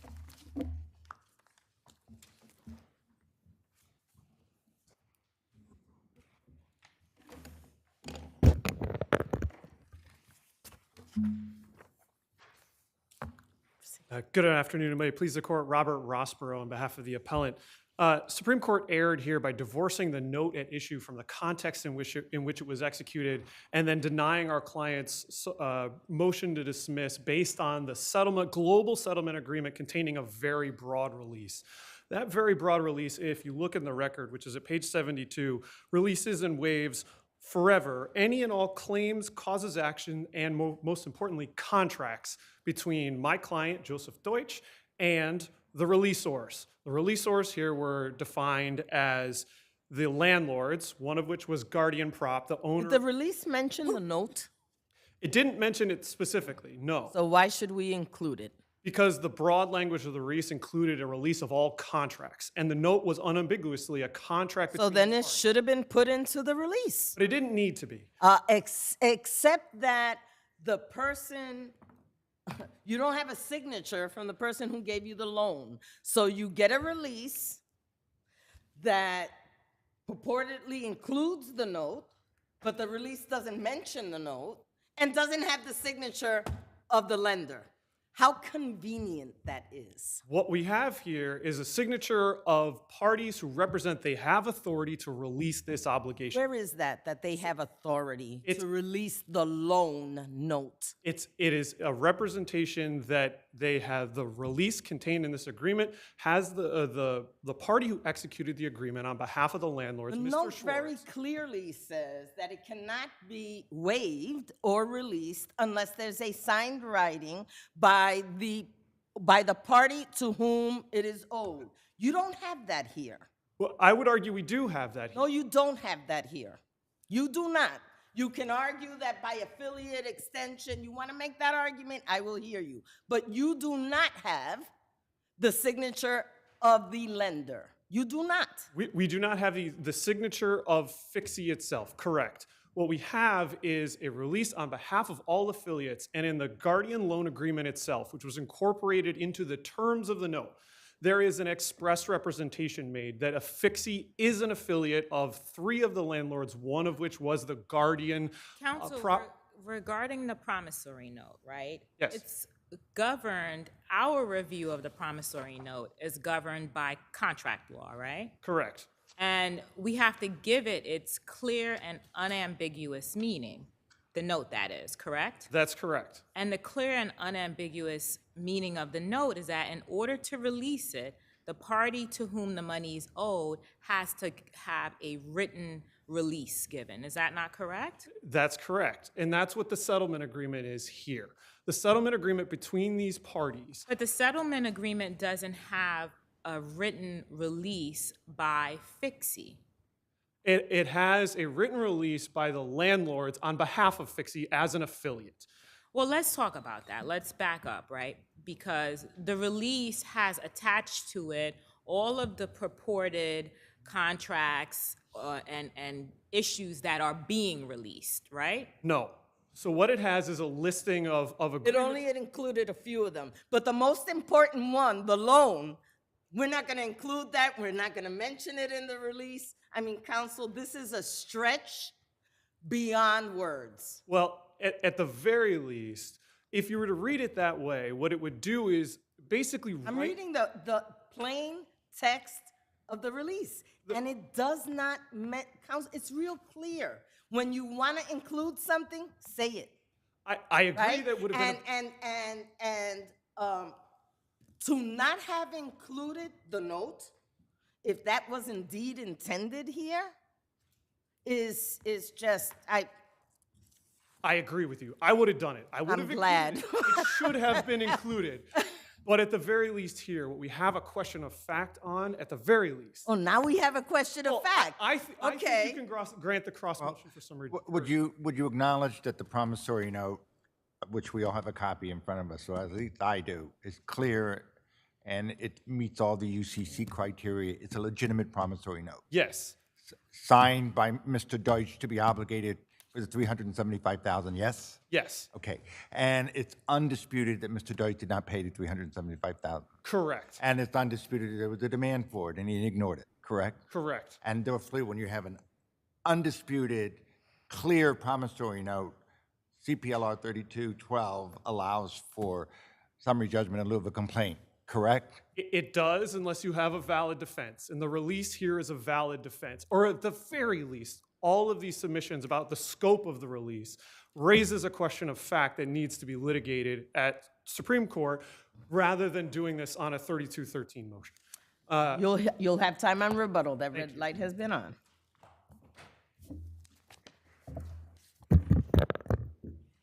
Thank you, Your Honors. May it please the Court. Mark Jericho on behalf of the respondent. Your Honors, I believe you've identified the key issue here, which is the fact that the note was very explicit. Well, counsel, let's talk about the note and the loan agreement, right? So the loan agreement incorporates the note, right? Yes, Your Honor. And the loan agreement does in fact have Vixie as an affiliate of all of the parties who are listed in the release. Your Honor, it does note that they are affiliated. I think there is, we don't have to get to that question, but if you did get to that question, we believe that there is evidence in the record that is undisputed that would hold that it is not actually an affiliate, but we don't think that you have to get to that. What evidence is that? We submitted, along with the motion, documents that show that there is only minority interest ownership by Ari Schwartz. We also cited certain cases. 46.79%. It's not, I mean, minority, if you said he only has 5%, now I'm hearing you, but 46.79% or whatever the figure is. And yes, Your Honor, and we cited some cases which do hold that common ownership is not enough to prove affiliation. So I do think that at the very least there is an issue of fact as to whether or not they affiliates, but I, again, don't think— You just said his magic words. Yes, and Your Honor, that is not something that we are hiding from, but it is our assertion that the Supreme Court got it right in finding that that doesn't matter. Here you have the loan agreement, so just to go back to that for a moment, Your Honor, we know, and you've referred to the language in the promissory note that requires that for it to be amended, discharged, or released, you need a signed writing by the party against whom it's going to be effectuated. The loan agreement has that same language. And again, we don't have a signed writing here. So whether or not they are affiliates really doesn't matter here. And to Your Honor's point, prior point, which is that the release here specifically cited and attached to the settlement agreement these certain guarantees by Mr. Deutsch that were to be released here. The parties clearly knew if they wanted to release an obligation of Mr. Deutsch, how to do so, and they showed that here. Well, counsel, I guess that your adversary's argument is that if the release was signed by an affiliate, that somehow that if there's a question of fact about that, then that means somehow this note is dragged into that release. No, Your Honor. And in fact, there is no language in the settlement agreement which refers to Mr. Schwartz signing. By the way, he did not sign personally. He only signed on behalf of the landlord entities. There is no language which is a representation in any way that he is binding anyone except the releasors or has any authority to do so. So it really doesn't matter here whether or not he's signed the agreement on behalf of these other entities. The key fact here is that Vixie did not sign the settlement agreement. Thank you. Thank you, Your Honors.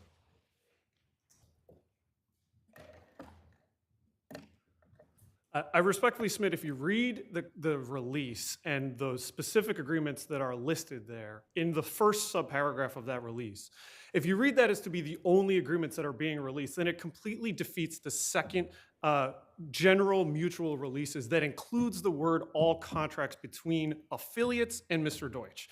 It reads it out of the contract. And we can't, you can't do that in the matter of contract interpretation. The settlement agreement in itself, and that's on 73, contains one exception for the obligations that would survive this settlement agreement between these parties, the landlords and their affiliates and Mr. Deutsch. And that's shall not apply to any obligations set forth in this settlement agreement. That's the one exemption that the parties wrote into the settlement agreement. Everything else was released because the intention of the parties was as a global resolution of the 5 leases and all of the related agreements. There's no question that this loan agreement, the note was. There any other agreements that were between the parties that were left out other than the note? The leases themselves were not a part of the settlement agreement. Even those were being extinguished. But did the release specifically state that those leases were being released? No. All the statement was is we're releasing the personal guarantees that Mr. Deutsch made related to the releases. Didn't extinguish the leases themselves. Clearly, these parties wouldn't have included the word contracts in that broad general release had they not intended something more than what was specifically stated in that first subparagraph of the release.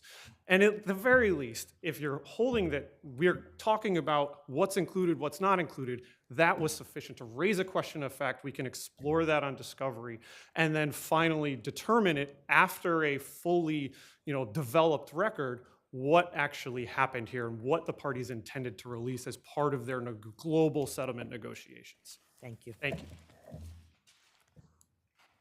People versus Tavon Johnson.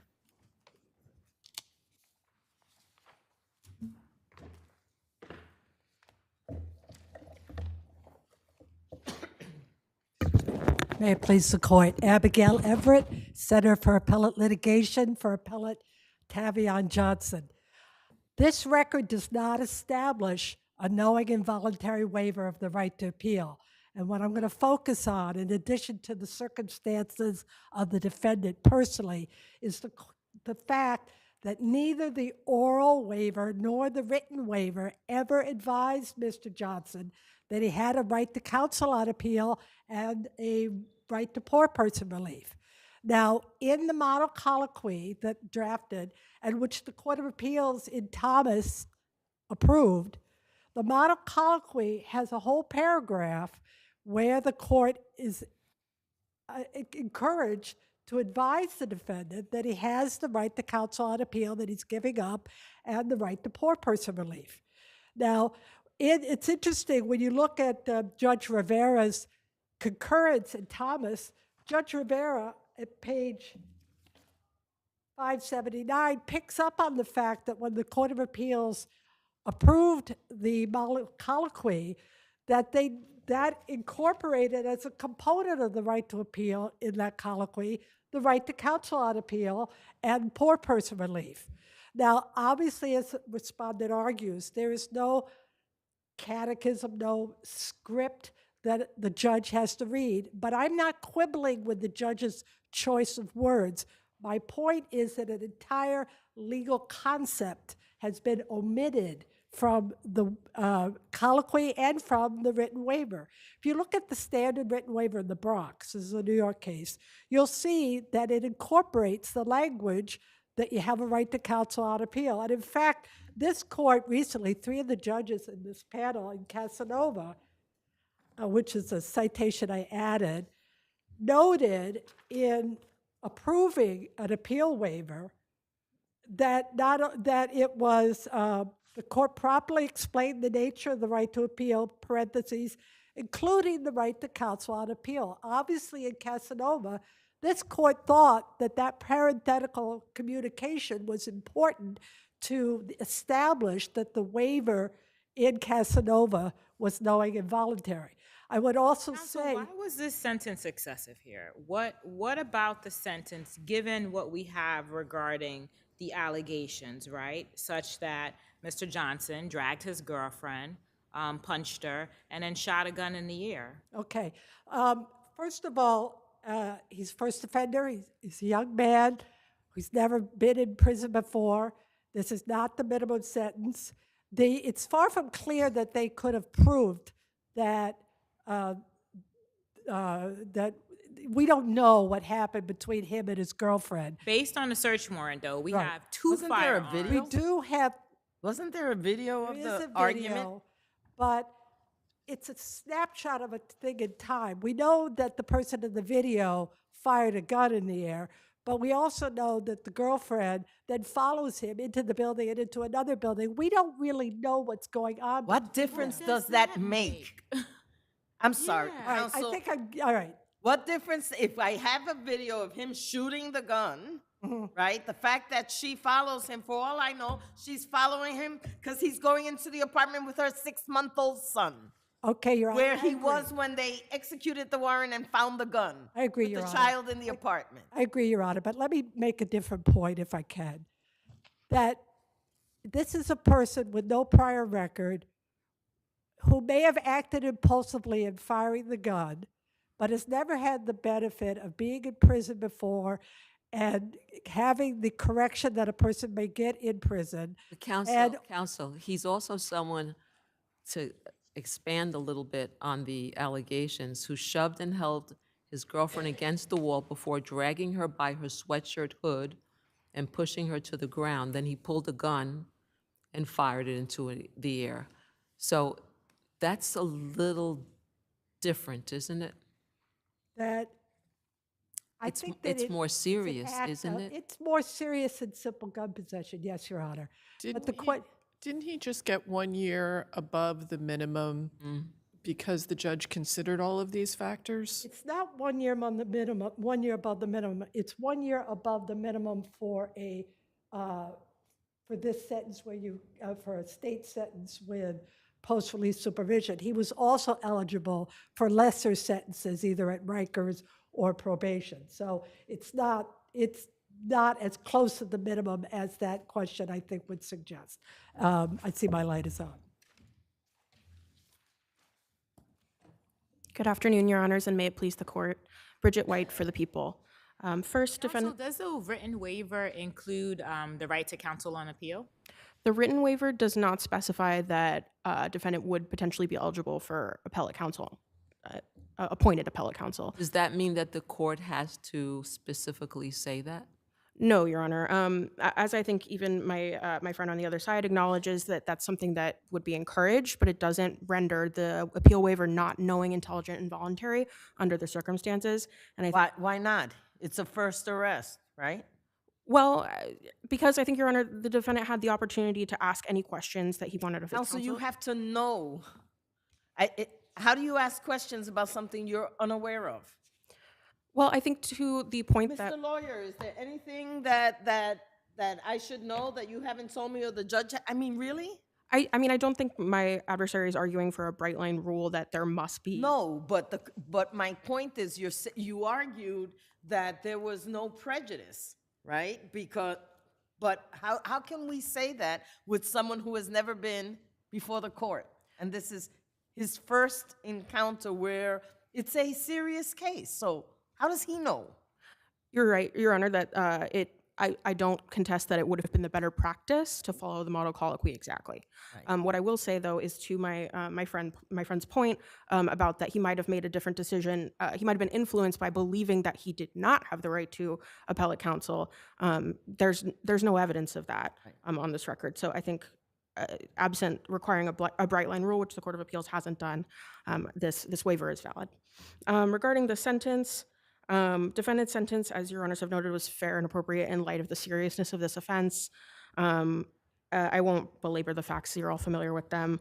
But I would say that there was a video, so it does seem that a conviction would be very likely at trial. The search warrant recovered, as y'all noted, Your Honors have noted, the guns was very close to the 6-month-old baby's crib. Counsel, your adversary seemed to take issue with the statement that the sentence was 1 year above the minimum. Yeah, so my adversary is right that it's 1 year above the minimum determinant. There were other sentencing options available, including such as probation. However, in this case, those sentences clearly not warranted when the conduct goes so far beyond just the attempted criminal possession of a weapon.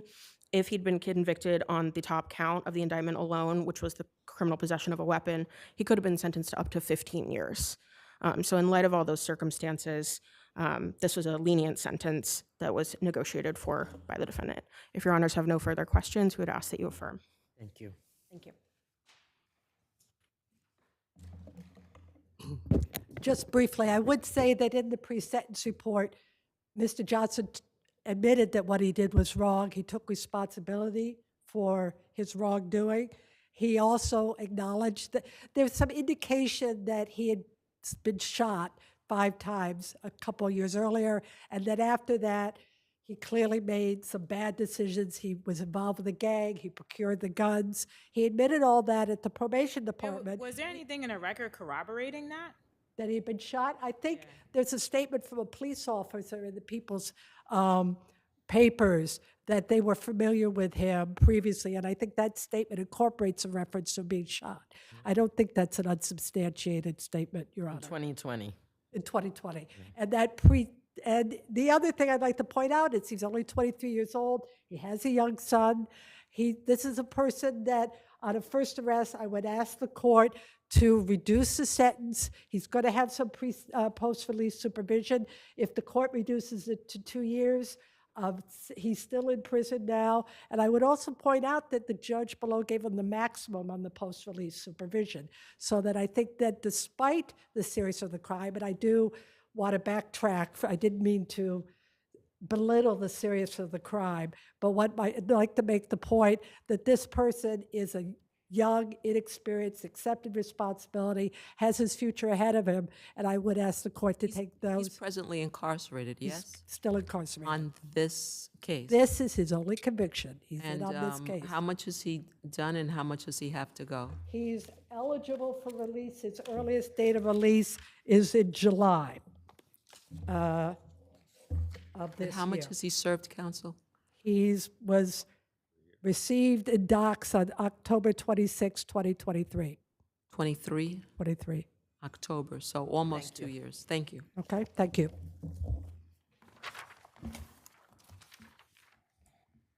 Klein versus New York City Transit Authority.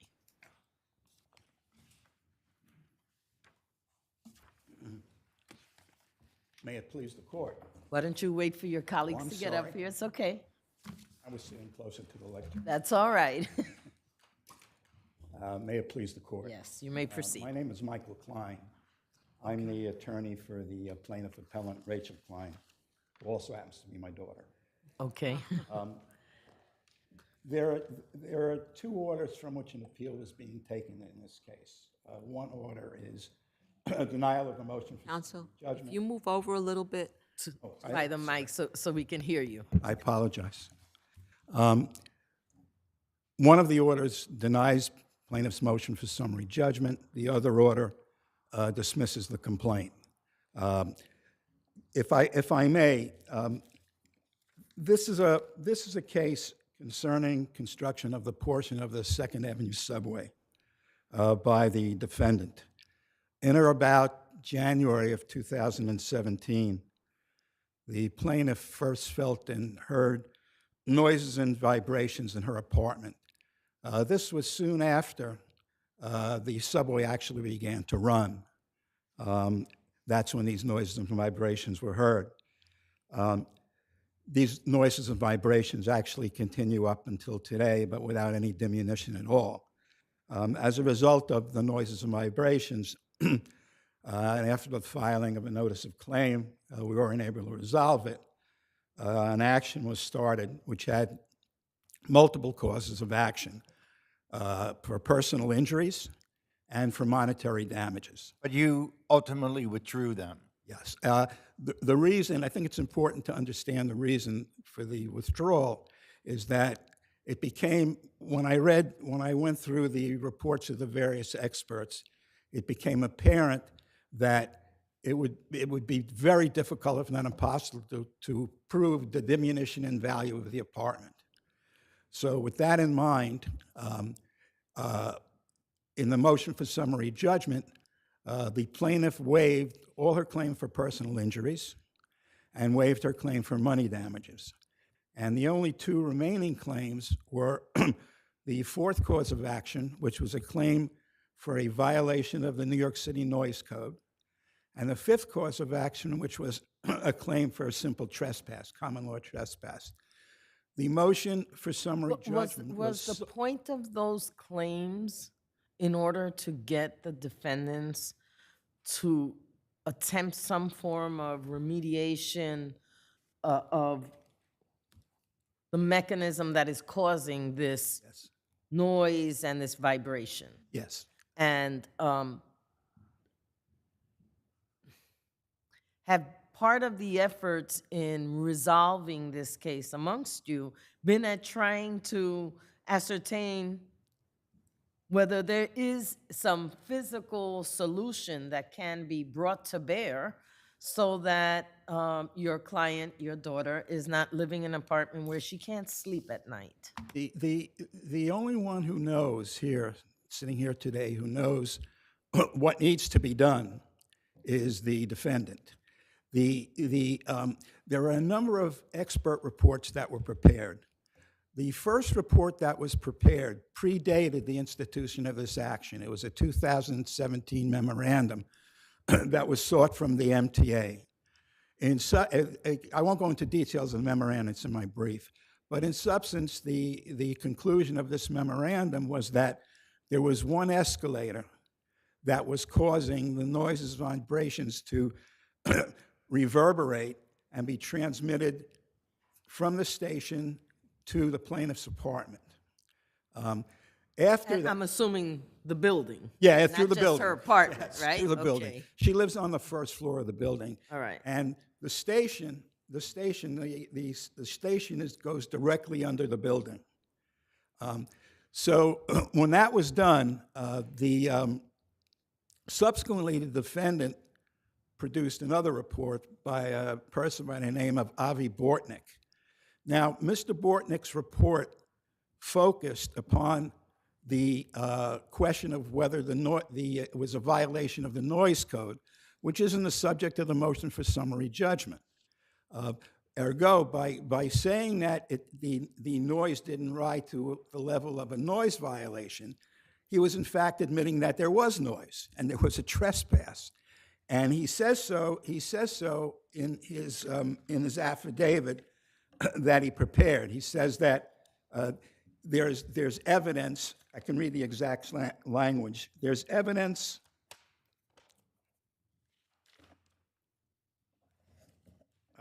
sorry, I can't get a hold of it at the moment. Mr. Klein? Yes. Isn't there a bigger problem you're trying to reverse here? Essentially, you would like your complaint reinstated. Yes, I would. And because the court, sui sponte, on its own motion, somehow imposed the conditional criteria for Yeah, dismissal. we want well, there's two things we want. One is, yes, absolutely, I would like the complaint reinstated because there was no contumacious or action on the part of the plaintiff or acting in bad faith. In fact, your adversary did not move under CPLR 3126. No. They didn't seek the dismissal. They didn't seek any of these so-called discovery sanctions, correct? Right. They didn't do any of that. They in their opposing papers, they claimed 3217. We should have sought the court's permission to withdraw these claims, but they didn't argue it in opposing the motion. And what we have is we have Bortnick's affidavit, that's their other expert, which is kind of slyly attempts to impugn the 2017 memorandum, which focused upon this one particular escalator. We have the report of the building, 360, Mr. Fierstein's report that says that, yes, there are noises and vibrations that are emanating from the escalator that are going through the building and going into the apartment. You have plaintiff's experts that's saying there are no other noises in the building that are causing this problem. It's really being caused by the escalator. And what we want is we would like the court to direct a mandatory affirmative junction. Very simply, we want the defendant to fix this problem so that the noises and vibrations remain inside the subway station. Now, originally, one of the complaints made by the building was that we originally asked that the court direct that the building allow work to be done inside the building. We've pulled that back. I'm not asking the court to direct that the building do anything. I'm just asking that the defendant fix this problem so the noises and vibrations stay within the subway station and aren't transmitted through the building into the apartment. Thank you. You'll have time on rebuttal. Thank you.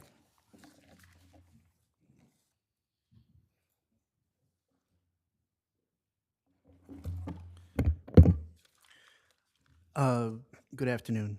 May it please the court, John Newman, representing the New York City Transit Authority as respondent and Schindler Elevator Company. Your Honors, this record establishes that Judge Schumacher properly dismissed this case on June 12, and it's all reflected in pages 572 to 591 in the record. 3126, Your Honor, wasn't argued because the court held that really based on the precedent from Keel versus Pfeffer, the 1999 Court of Appeals case, the orders have to be followed. And plaintiff's counsel was given... I ran a discovery part, okay?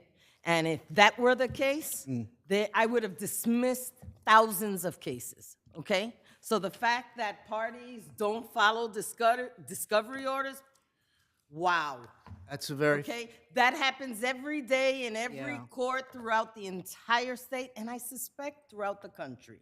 And to Okay? your... So that is not the basis for a sua sponte order of dismissal. Okay, so explain to me what was so egregious, so contumacious, so willful, that this litigant should have their day in court just unilaterally suspended. Well, thank you. Your question reframed is, how is this case different from the gazillion other cases that have appeared in a discovery part? No, my question is, what was done in this case, and please don't reframe my question. Oh, okay, that's where... Please explain to me what was done that was so willfully contumacious that the court below should sua sponte, without you even asking for it, dismiss a litigant's action. Well, Your Honor, the claim was brought in 7 years prior, And they were the only ones who delayed? No, Judge. Oh, I'm sure that's not the Judge, case. the issue was, this wasn't just a snap judgment by Judge Schumacher. Judge Schumacher gave the plaintiff, after an extensive number of years, a time to follow the court order from April 3rd of 2023. And that's a year and a half. What? April 23 is a year and a half. Of a year? You said no, after years. Well, no, because the claim was brought in 2017. And Judge Schumacher wasn't a judge, so he didn't have it all that time. At that point. Yes, Your Honor, you're correct. So what we did, what the parties did, is we got together with Judge Schumacher, and and an order that was very consistent with exactly what was going on in terms of what had been provided and what was not provided. And the court said this schedule needs to be followed, and plaintiff's counsel took it upon himself to make a motion for summary judgment without following any of the rules of the court. And then what happened was that the court, there was language in the court order that said that failure to comply with the court order. So, counsel, I mean, I've issued those types of orders myself. I think all of us have. And there's different remedies available. But let me kind of twist this in a different direction. To the extent that the documentation that was not provided and the deposition that was not provided had to do with claims concerning personal injury and property damage. Yes. Now, at this point in time, when the remaining claims have to deal with trespass, and I just forgot what the other one is, but I believe it's trespass primarily, would you agree that this matter should be decided on the merits, in the sense that the dismissal was sua sponte with no request on your part? I would not, and I would not for the simple reason that the court laid out the consequences for everyone, and also plaintiff did not withdraw. Even self-executing orders? Yes. If it's only, you still have to show that there has been willful contumacious disobeyance of those orders, and not appearing for a deposition of a claim that you are no longer asserting, doesn't to me sound like contumacious or willful noncompliance. I'm not explaining myself as well as I should. I'm sorry. What I'm trying to say, Judge, is that there were discovery demands that were made 3 years prior that I had been requesting. But counsel, let me interrupt, please. Did you submit, or were you asked to submit, an affidavit indicating noncompliance? Yes. And did you submit that? Yes, I did. And did that result in Judge Schumacher's order? The court directed all parties to, in that court order from I think April 3rd, to submit an affidavit apprising the court concerning the status of discovery. If I'm missing up the dates. It's okay. But the point was, plaintiff did not, either in Rachel Klein's affidavit, which is at page 40 of the record of appeal, she did not withdraw her claim for property damages and her interest in that property. And the items So those that I've been- claims remained at the point where the order was issued? Yes, yes. So you're arguing that the information, the documentation that was requested remained relevant to the issues before the court? Absolutely, and I laid out all of the things that were outstanding that would relate specifically to her property interest in the property at page 581 of the record. All right, we'll take a look at that. Thank you. Thank you, Judge. In addition, You're done. Oh. You're out of time. We have another one arguing for 2 minutes.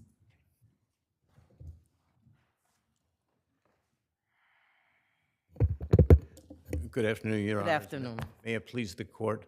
My name is Hartley Bernstein. I represent 30169 owners, one of the defendants in this litigation.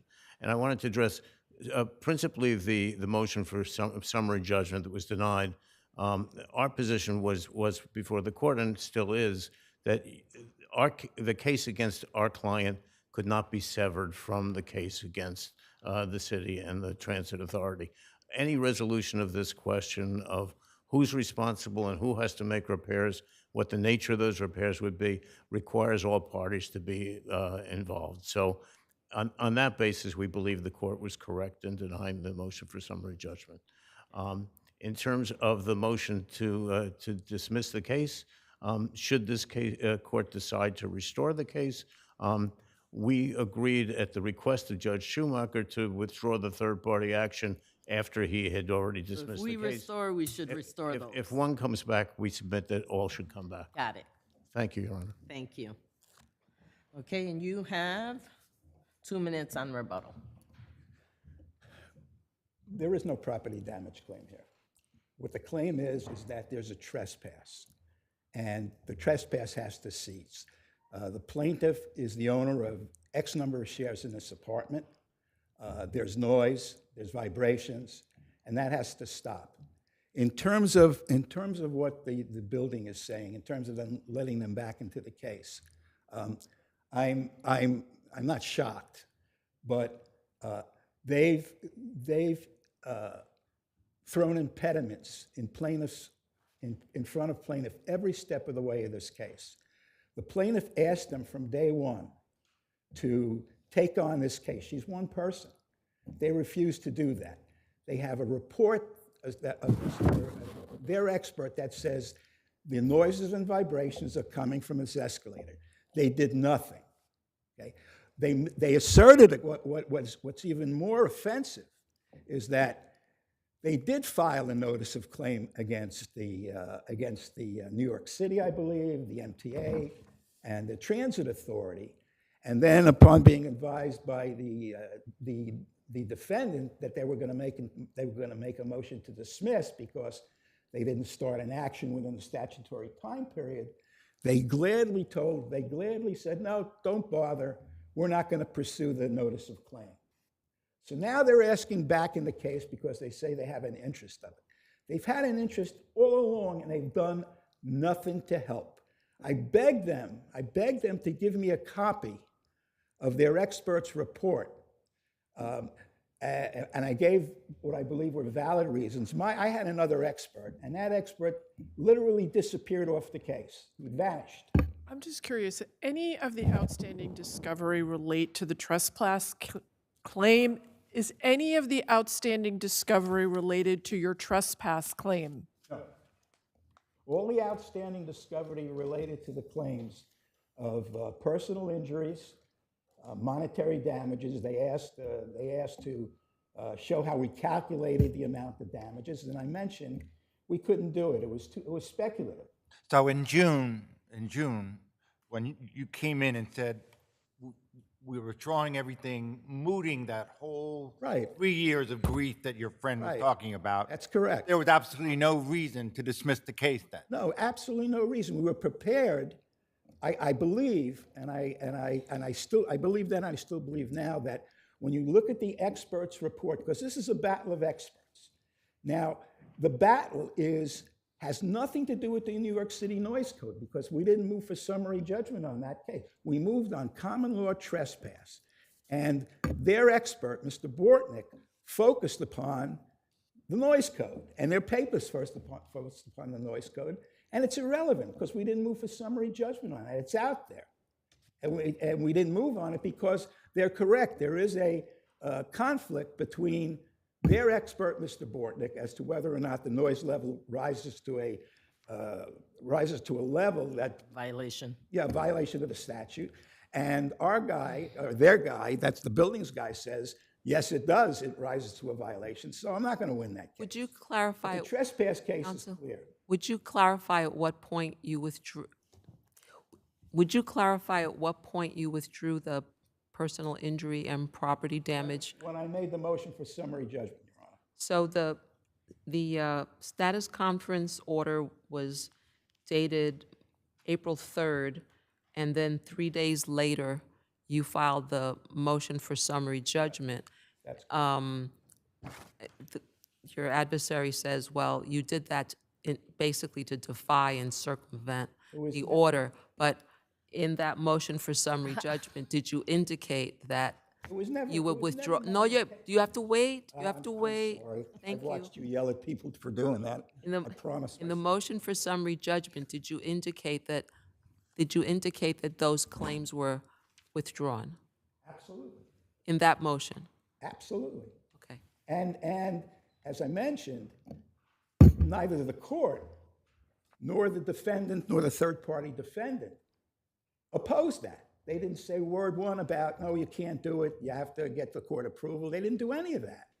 What they did is in their papers on the appeal, they first raised the issue of you got to go to the court to do this. We got it. Thank you. Thank you very much for your time, Your Honors.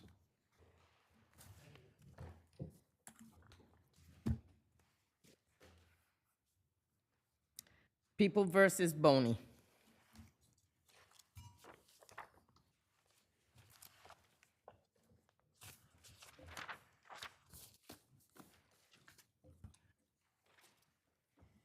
You may proceed. Thank you. Good afternoon, Your Honors. I'm Benjamin Weiner from the Center for Appellate Litigation on behalf of Appellant Michon Bonnier. Respondent does not now dispute that the fact that a sworn juror was the former high school student and a Facebook friend of Mr. Bonnier's cousin did not provide a sufficient basis to dismiss that juror over defense objection. And there was insufficient evidence on this record to make it obvious that the juror was lying about the nature of that relationship and committing substantial misconduct. Why would we substitute out the trial judge's determination, who was there, able to view that juror's demeanor, thoroughly question that juror? Why would we substitute our determination for the trial judge's determination? For a very specific reason in this case, Your Honor, which is that this juror was questioned 3 times, the first in what the defense described as a condescending manner, and then 2 additional times by the court and the... Why is it condescending if, as a juror, you give a sworn oath, right, to follow the rules as given by the trial judge, which is to not have any contact or communication with any of the parties relating to the case. And it's alleged that you have violated that obligation. Why is the questioning related to that deemed condescending? Well, again, under Buford, the court was supposed to do a probing and tactful inquiry. The court did that once and then brought the juror back 2 additional times. Because there were additional questions of information that the juror did not communicate, thereby demonstrating the lack of honesty of the juror, which by itself is enough to disqualify a juror. But in terms Doesn't our case law say that? Absolutely. You find a juror, as a judge, you question them, and they lied to you. That's it. Game over.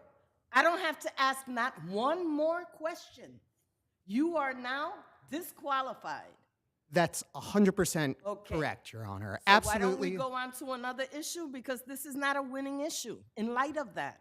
Sure, Your Honor. And I think you have a lot of issues here, and you've got 4 minutes left. I want to make sure you get to the other stuff. Thank you, Your Honor. Okay. So counsel was absolutely ineffective in this case. There was one piece of forensic evidence that purported to establish that the skeletonized remains were an exact match for those of the deceased, and that was the dental evidence. And so if counsel wanted to assess whether he could challenge the identity of the remains at trial, he needed to speak to a dental expert, not to another kind of expert.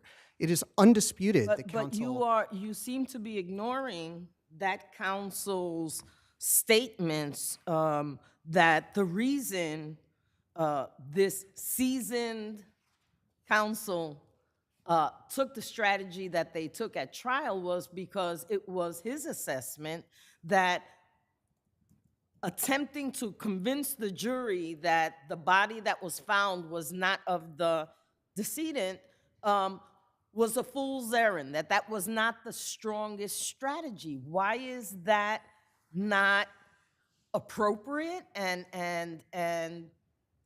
why isn't that enough?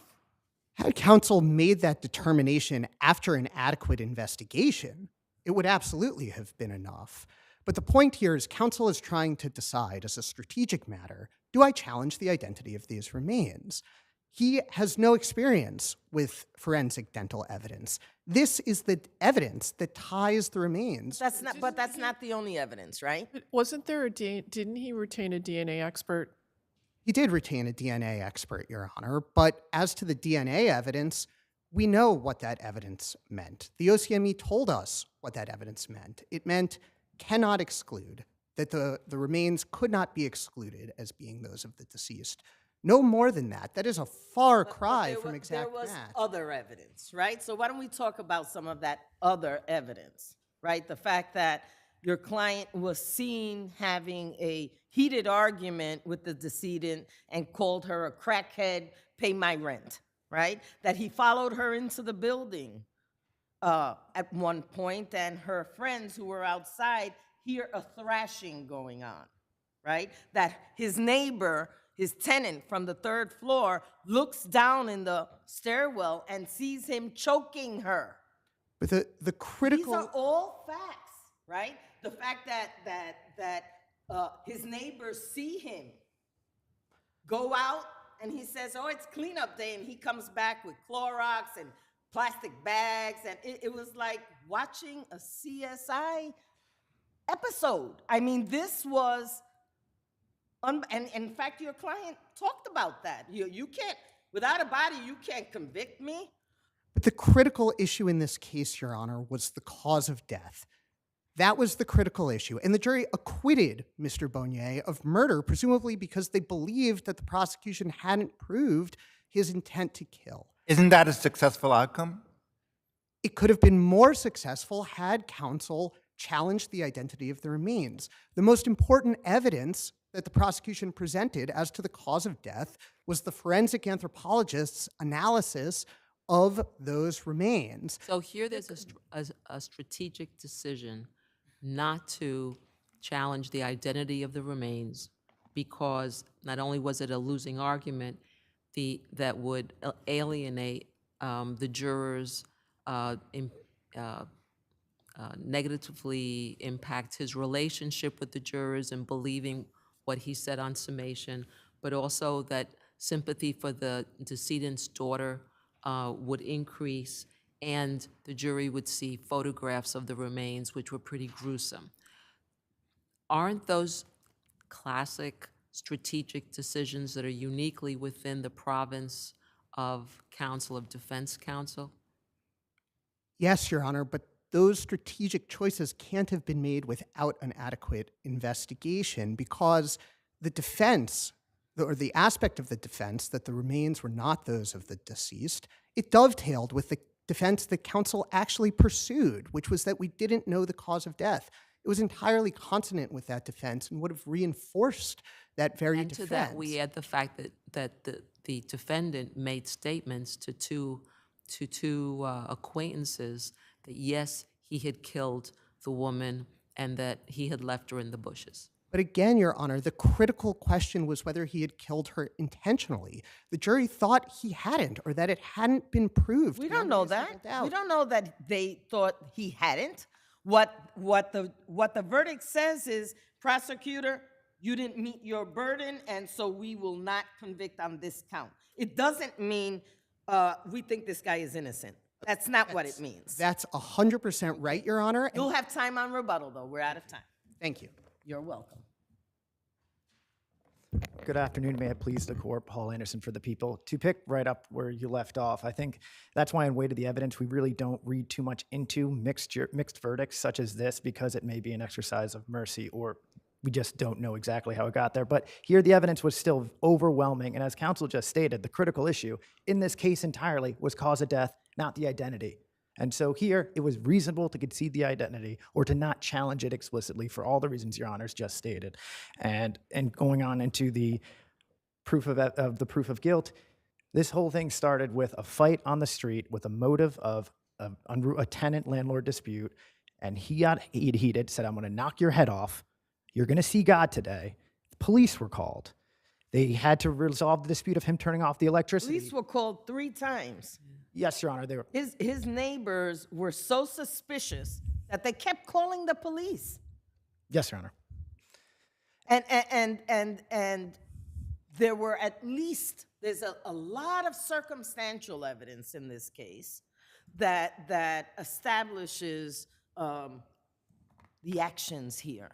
The dragging of the garbage, the heavy garbage pail, putting it into his trunk, laying it down so he could close the trunk, etc. The pinging of the cell phone, I believe. There's just a lot of circumstantial evidence here.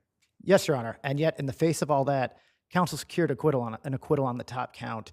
And if he's ineffective, every attorney is ineffective that gets a guilty verdict. And to say that an attorney must have investigated this, we had the 440 hearing of what would have happened in that investigation, and all he could say was, I wouldn't have framed it in the way of an exact match. It would have just been a battle of the experts of this dentist versus the Orange County dentist. And then on top of that, you have all of the DNA evidence that the counsel's own expert said, this is good. There's very little you can do with this. And so again, strategic decision. And had he then challenged the identity and got a conviction, we'd be back here in the same spot saying counsel should not have challenged the identity. So counsel here was effective, and he preserved many, many issues for this court's review. And if Your Honors have no questions on them, I'll just pre-butt, I guess, in the excessive sentence claim that based on his combat PTSD, none of that was in the record. There's absolutely nothing. The only combat record we have here is him going to Germany, terrorizing civilians, then going to Iraq, threatening to attack a sergeant, and then being Chapter 16 or discharged. They didn't put any of the discharge papers in here. In fact, and again, they didn't even claim that counsel was ineffective at sentencing, probably because those papers wouldn't have been well. So if Your Honors have no questions, I will ask that you affirm here. Thank you. Thank you. You have 2 minutes. Thank you, Your Honor. Again, this was a close case as to cause of death, not necessarily whether Mr. Bony had killed the deceased or not. And the issue as to the identity of the remains went to the cause of death because it tied into the attack the counsel was launching on the forensic anthropologist, which was based on an examination of those very remains. This was a difficult case for the jury to resolve because nobody saw what precipitated the death of the deceased. Nobody saw Mr. Bony kill her. No one saw what precipitated the death of the decedent? That's right. The tenant saw your client choking her out. But nobody saw her die, Your Honor. And then no one ever saw that woman outside of the building standing alive again. But nobody saw her die, Your Honor, and the prosecution couldn't prove beyond a reasonable doubt how she died. We also have the testimony of his former wife that he asked his former wife to take a call from his mother, making believe that she was the tenant and that she wasn't coming back to her house anymore. But again, that didn't go to his intent, to whether or not he intended to kill her, to what the cause of death was. That was the critical issue in the case. And as to Mr. Bonier's military service, it was in the record that he was in the military, that he fought overseas, and that he had a full disability because of his PTSD diagnosis. This was somebody who served our country, who is disabled as a result, and that is absolutely, absolutely, absolutely a mitigating factor for this court to consider. And I would urge your honors to consider it and to reduce Indicated that his he had no criminal convictions. Was that correct? I'm sorry, Your Honor? You indicated that that he had no criminal convictions. Is that correct? Didn't he assault his wife and didn't he break the bones around her eye and then get convicted for He it? did, Your Honor. If I said that he didn't have any, that was a misstatement on my part. He absolutely had a prior conviction for assaulting his wife. Thank you. Thank you, Your Honors. D'Angelo versus Legacy Yards.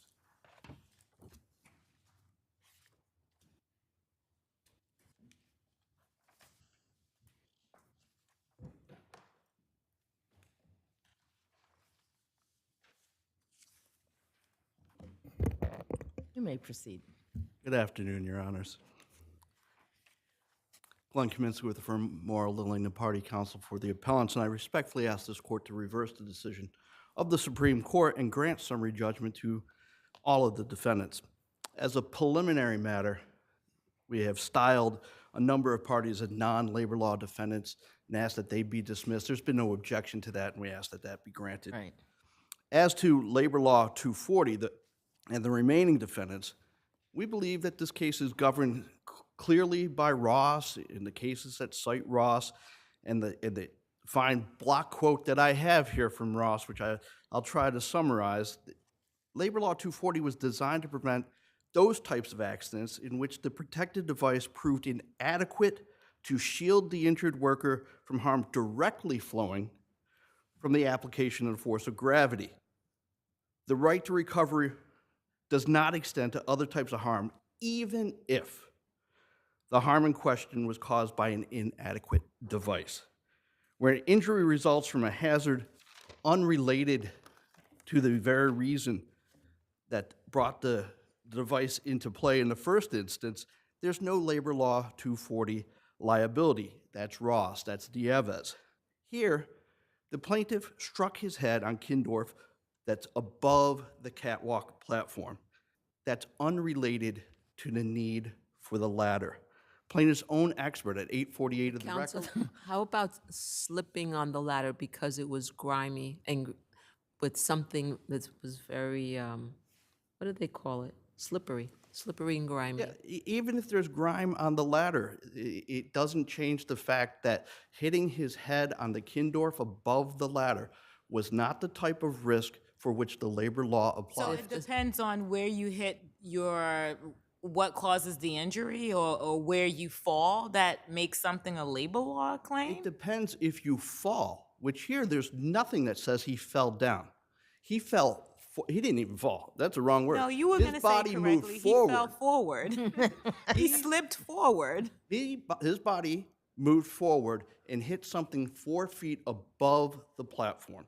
He needed to go forward and up, something wholly unrelated Counsel, to falling down. Counsel, you can't fall forward and up. It can only be forward or down. You know, I would agree with you, except for if you look at page 866 to 867 of the record and look at the photographs, and then you listen to his testimony, he fell forward and up. And that's really one of the problems with this case. He levitated up when he is fell? that his story is inconceivable as he tells it. As he tells it. His left foot was on the, as I love counsel's use of on the penultimate rung of the ladder. Okay, his right foot was on the catwalk, and that never changed. He didn't fall. Just because his foot slipped didn't make it a 240 case. Counsel, when you slip, don't you fall unless you grab something or catch yourself? And again, with regard to that, plaintiff doesn't testify in any way, shape, or form that he was injured preventing himself from falling down. That's not what this record indicates. So I just don't understand you because the issue of causation seems to be relatively simple. He is sent up there He is? on this ladder. Agreed. They know that I don't know how to pronounce it, Kindorf is right above the ladder. They know this, right? It's above the platform. He's got we don't disagree. So the ladder is placed right where the Kindorf is. Not exactly, but you see Close the enough photos. so that when he slips, he hits it with his head. But he doesn't fall, Your Honor. He falls into that surface, right? I respectfully, as he testifies at 327, I was climbing the ladder and my head hit the Kindorf. So That's what he counsel, testifies. so it means that this kid door rack stopped him from falling down because he hit it. That is because of forget it. We'll have time on rebuttal. We'll have I time address on it? rebuttal because we've been going in circles. Yes.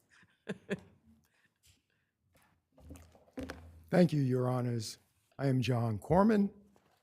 With us, I have Michael Lynch, my partner, and I have the privilege of having Mr. Thomas D'Angelo sitting in court with us. Okay, counsel, so to the extent that the accident report and the workers' compensation, the workers' compensation accident report and the foreman's 24-hour incident report do not make reference to a slip and fall pertaining to the ladder, is that dispositive?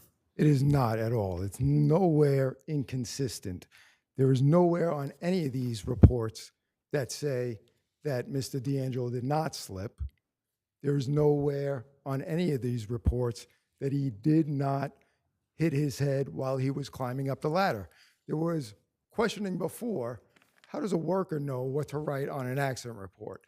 It's a very simple form with very limited space, and he wrote exactly consistent with what his testimony was, that he injured while climbing up a straight ladder. He struck his head on a Kindorf rack and compressed his neck. He now has 4 cervical vertebrae fused. Defendants are arguing this is not an elevation-related hazard. We did a deep dive. Mr. Lynch found an article from the Brooklyn Eagle from December of 1899 that shows that this Counsel, I wainscoting... want you to refrain from talking about things that are dehors the record. Okay. We are not a jury, so please save that for the jury, Okay. okay? Please stick to the arguments and the legal issues before the court. Sure. Can you address counsel's argument that it's not possible to have the accident occur the way it's described based on how he went up on the ladder, that he couldn't have like fallen up, like my colleague said, levitated up to hit that? There was no falling up. This ladder, the platform of the catwalk was 10 foot, 6 inches high. We had an expert there. The ladder, the top rung on the ladder protruded above that level. Mr. D'Angelo was climbing up that 10-foot plus ladder. He had his foot on the penultimate rung of the ladder, his left foot. His right foot had to go up above the top ladder. Then he had to maneuver underneath that Kindorf rack, which was only 4 feet above the platform of the catwalk.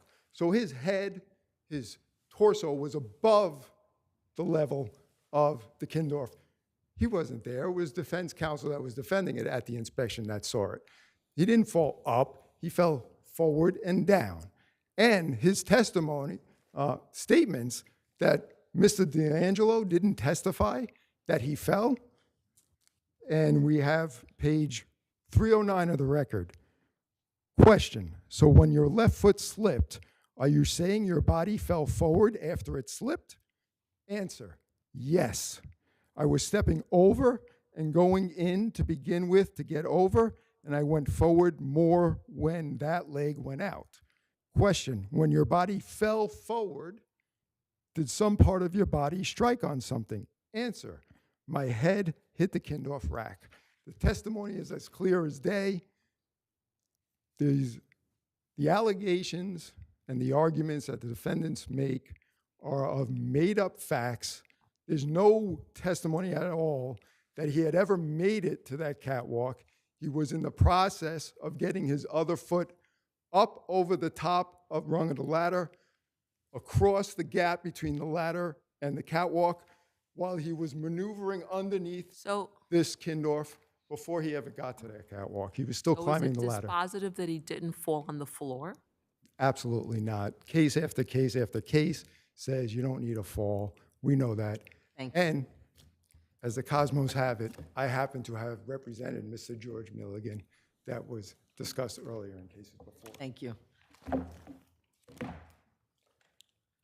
Counsel makes reference to the report and says, oh, his client wouldn't fill that out, he couldn't fill that out properly. But the bill of particulars is filled out by counsel. And you know what the bill of particulars lacks? Any reference to this grimy condition, any reference to slipping. So maybe Mr. D'Angelo didn't know what to do, but counsel knew what to do. And so the only thing we have then, we have two different versions of this story, okay? And you can't grant summary judgment on 240 with two different versions of a story here, okay? And so we got a Did anyone contest? Because clearly the ladder would have been capable of being inspected. Was there any evidence in the record that the ladder was inspected and that it was whistle clean without any grime or grease on it? There's no evidence of that, okay? And that goes to 200 if we think this is a dangerous condition case. No, well, I'm sorry. I don't believe that asking a construction worker or a worker of any kind to ascend a ladder that is full of grime and grease, that you have provided an adequate safety device. So it can be also for a dangerous condition, but to me, that goes to the issue of whether you provided a proper safety device under 240 sub 1. If I could reply? Yes, of course. I'm not going to say that and then not let you respond. First, okay, again, plaintiff does not have in a pleading or the bill of particulars that there was a grimy condition. Does he say so in his EBT? Okay, he does say it in his, he says it in his EBT. Okay. First time we see it, okay? Second, the core objective of 240 is to keep people from falling. He never fell. If the Kindorf wasn't there, to keep he would have been people on safe. the catwalk. And part of that is so that they don't fall. And respectfully, and I think this goes with Acosta and Ladd, those cases are different than this case, and I don't think they apply. Okay. Ross applies, and this should not be a 240 case in any way, shape, or form. Thank you. Palumbo versus Citigroup Technology.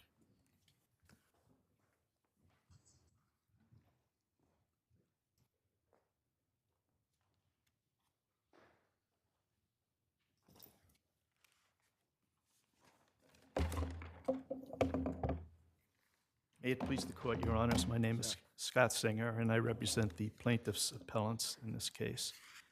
And since we're on the subject of dangerous conditions,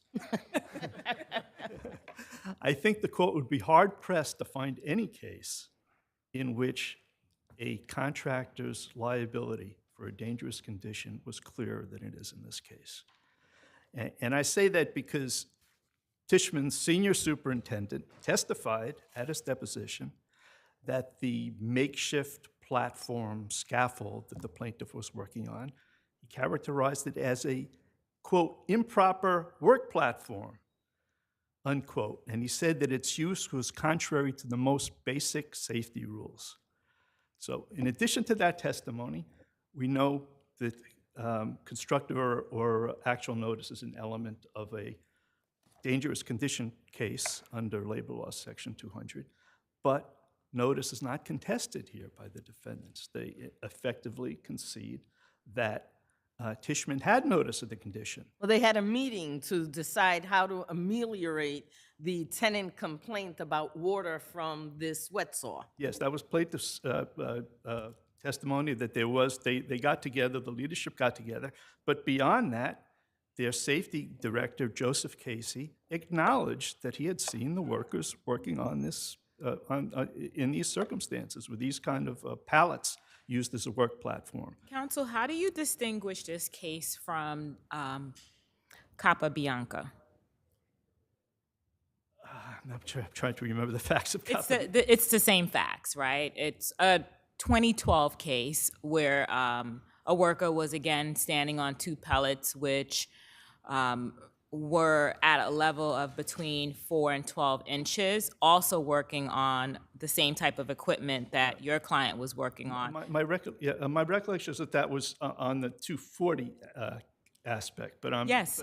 dwelling. I'm moving to that. I would like to. I'd like to deal with the dangerous condition. Oh, you don't want to talk about what I want. I want to. Well, actually, that decision primarily focused on the 200 claim. Right. And only had one paragraph about 240 sub 1. Right. So actually, its holding really focuses more on the 200 claim, as far as I can tell from the writing, than it does the 240 sub 1 claim.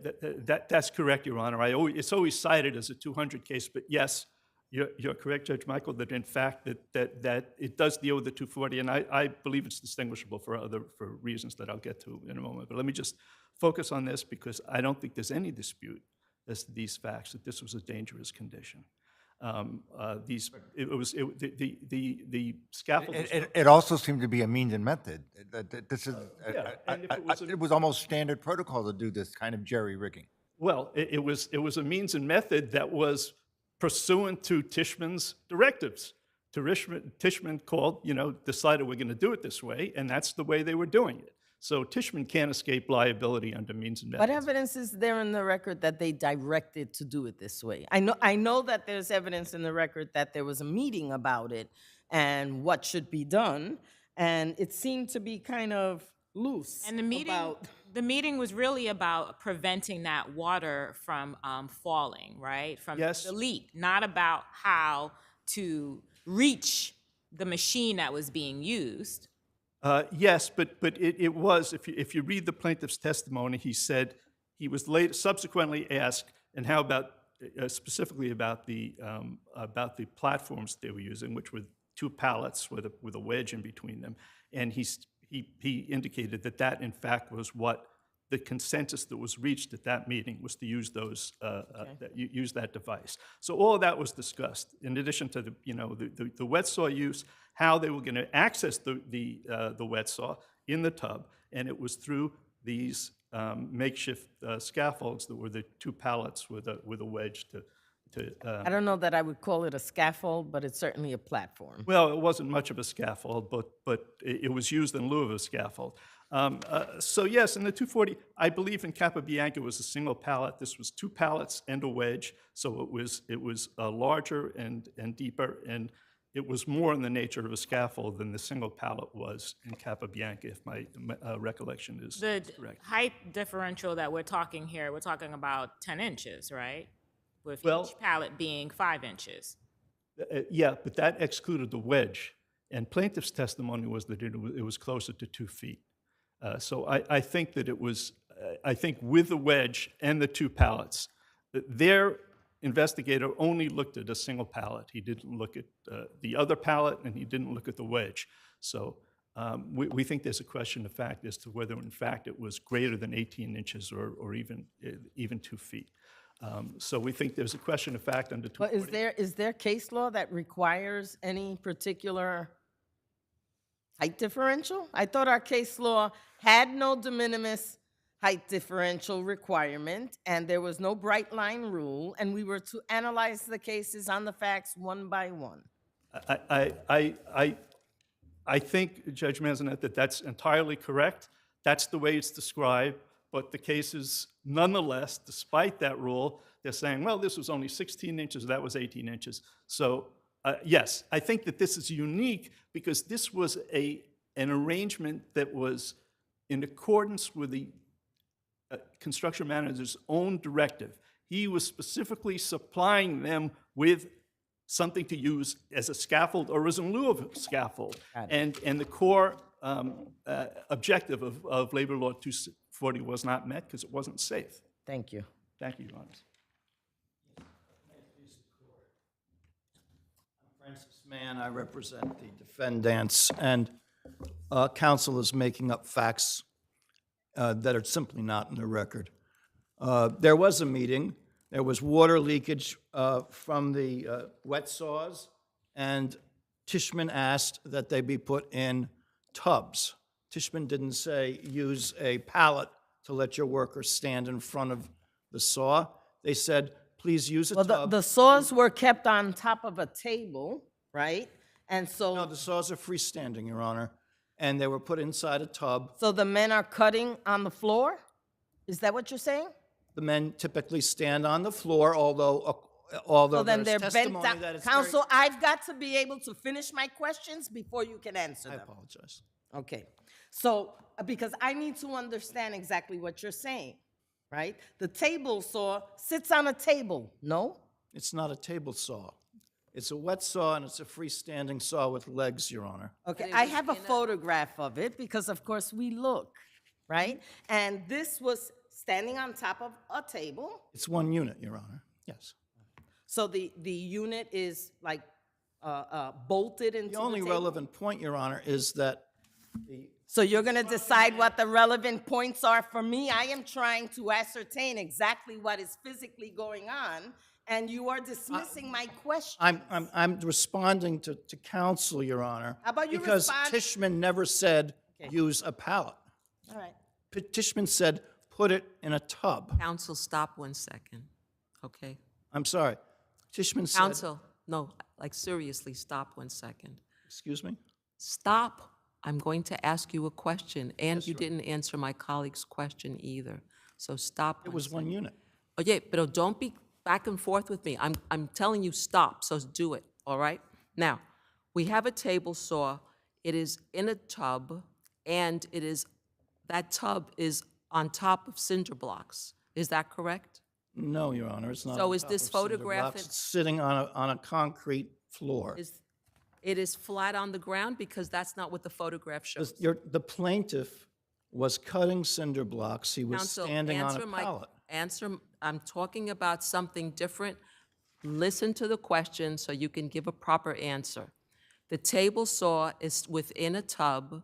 The tub is elevated on top of cinder blocks as depicted in the record at 502. The photo shows what it shows, Your Honor. There's no testimony in the record Okay, explaining. so we can deem that that photograph is accurate, is basically what you're saying. We'll take it as accurate. Great, thank you. Okay.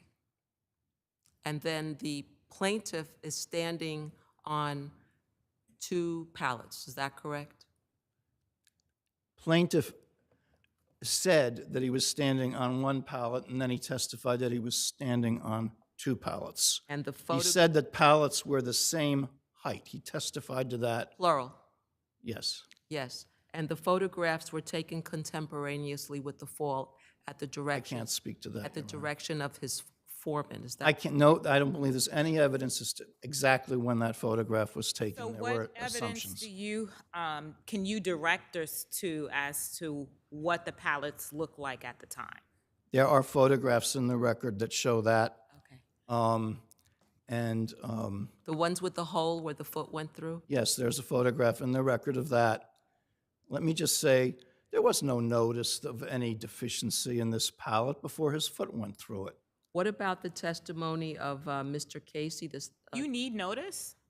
Well, he's saying that there was a defective condition in the It premises. was defective because But it didn't work. Well, it was you're definitely not going to talk over me because I can keep going and I can. You are. You've been doing it to all of us. Yes. I apologize to all of you. Thank you. We appreciate that. It's a means and methods case, and notice is not relevant. We don't concede notice.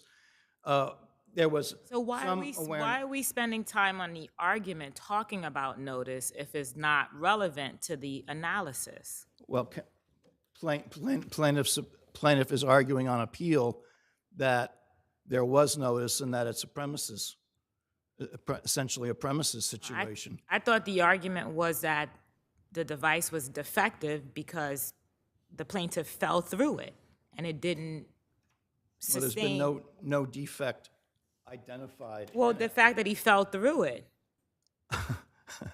Well, A platform is supposed to hold you. That's what a platforms scaffold. are for. This is a pallet, Your Honor. And they used it as a platform. And so if you use a substitute, So you're saying, counsel, I am still talking. So if you allow workers to use a substitute platform and that platform does not support them, it's defective. It didn't provide the safety for which the item was provided. in Capabianca, Your Honor, the plaintiff was on a pallet of the same height or within 10 inches. 'Cause the court said up to 10 inches in Capabianca. Here you had two 5-inch pallets. Plaintiff here And the weighed plaintiff, 200 The plaintiff here weighed 280 pounds, I don't know what the plaintiff weighed in Capabianca. 6'1", 280. No, this, But I think for the 240 analysis, it doesn't matter. You're talking about the elevation-related hazard. And the courts there, in Capabianca, the plaintiff's foot slipped between the slat. Here, the plaintiff's foot went through the slat, and the plaintiff fell. He fell 10 inches. Okay, plaintiff thank says you. it's 2 feet. Thank you. Just to answer questions about the record, the testimony was that to reach the wet saw, and this is Joseph Casey, their witness, acknowledged that to reach the wet saw, they needed to stand on some kind of a platform. The testimony is at pages 448 and 457 to 458. So the scaffold was serving a purpose to be able to reach it. The second thing I want to point out is about this meeting about the Tishman leadership and the solution they came up with. Testimony on page 176.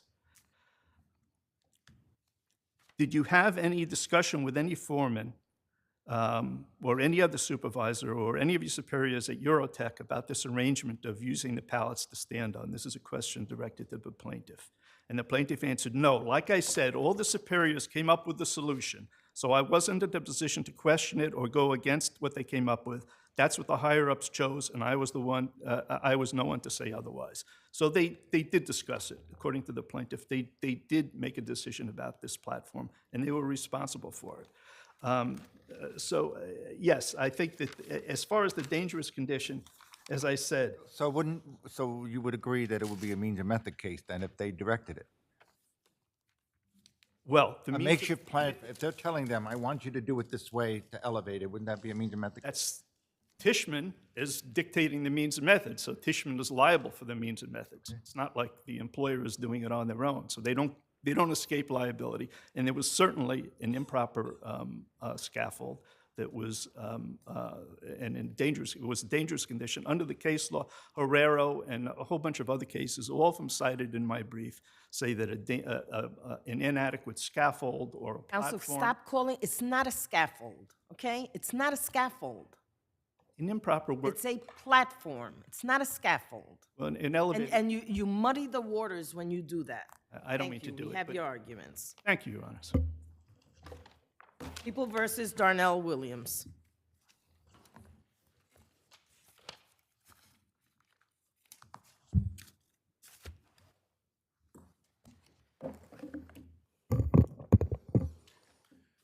Good late afternoon, Your Honors. Last but not least. Indeed. J.M. Baselli for Darnell Williams. The issue before this court is whether DHS's conduct in handcuffing Mr. Williams to a bench, seizing his bag, holding him on police property for over a half hour with no explanation of how the cuffing occurred, no evidence the prospect of Mr. Williams' release was ever mentioned to him, whether that only rose to a lawful temporary detention and not a full-blown arrest. At the hearing, the people offered no legal argument whatsoever about DHS police's actions, and though defense counsel alerted them to this issue, The people seem to have erroneously persisted, it's the only rationale I could see, in the belief that they simply did not have to account for this intrusion, that the De Boer analysis began with Detective Hostetter of the NYPD's arrival on the scene over a half hour. Assuming we agree with you that there is something missing in this record. Yes, Judge. And certainly, what is certainly missing is the court's assessment about how the actions of DHS played on this case. So why should we not remand it for further proceedings, for the court to consider it, and for this court to then have a full record to consider on this issue? Understood, Judge. I think it would violate the core principle of our suppression jurisprudence, which is that once the people have had a full and fair opportunity to raise all arguments in opposition to suppression, they're not entitled to a do-over and a suppression remand. And that's why I draw the court's attention to the fact that counsel specifically said in their closing argument at the end of the hearing, DHS had conducted an arrest here without probable cause. The detective went with what DHS had started, and counsel made further arguments. The prosecution... So it's not really a do-over for the people in that case. It would be for the court to make a determination so that we have a basis upon which to rest our appellate review. If I may provide a basis, Justice Michael. Yeah, but you're asking us to make a determination without a record, right? No, I have no one from DHS, right? The people don't concede this was not an, or excuse me, Your Honor, the people do not dispute that this was not an arrest. The people appear to concede in their brief that DHS effected a level 4 intrusion here, an arrest. They raise unpreserved alternative arguments, but I would direct this court to People versus Deutsch. So wouldn't the court below in the first instance have to determine what information DHS had and whether their actions were supported by a sufficient basis based on the information from the police, right? Your Honor, that would be the analysis. That would have been the court's analysis that the people properly raised this at the hearing below when they were on notice to do it. That's the problem. And in People versus Doe and other cases we cite in our brief, the Court of Appeals leaves no question that the actions of police may not be upheld on a theory that the people did not argue below. We are squarely within those bounds, Your Honor. And I think in finding that DHS conducted only a level 3 detention here, the hearing court incorrectly and exclusively focused on the length of the detention, without any focus on or evident consideration of the uniquely severe method by which Mr. Williams was handcuffed in this case. And as I noted on appeal, the people do not dispute that this was, in fact, a level 4 intrusion, so this court should vacate Mr. Williams' plea, suppress the fruits recovered, and alternatively reduce his sentence, Your Honors. Thank you.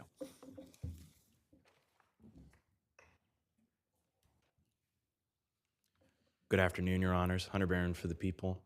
I did want to start with the issue of preservation. The people did raise these arguments in their suppression argument below, and I'd like to start with the probable cause. Raise what argument? That DHS had probable cause to arrest the defendant at the shelter.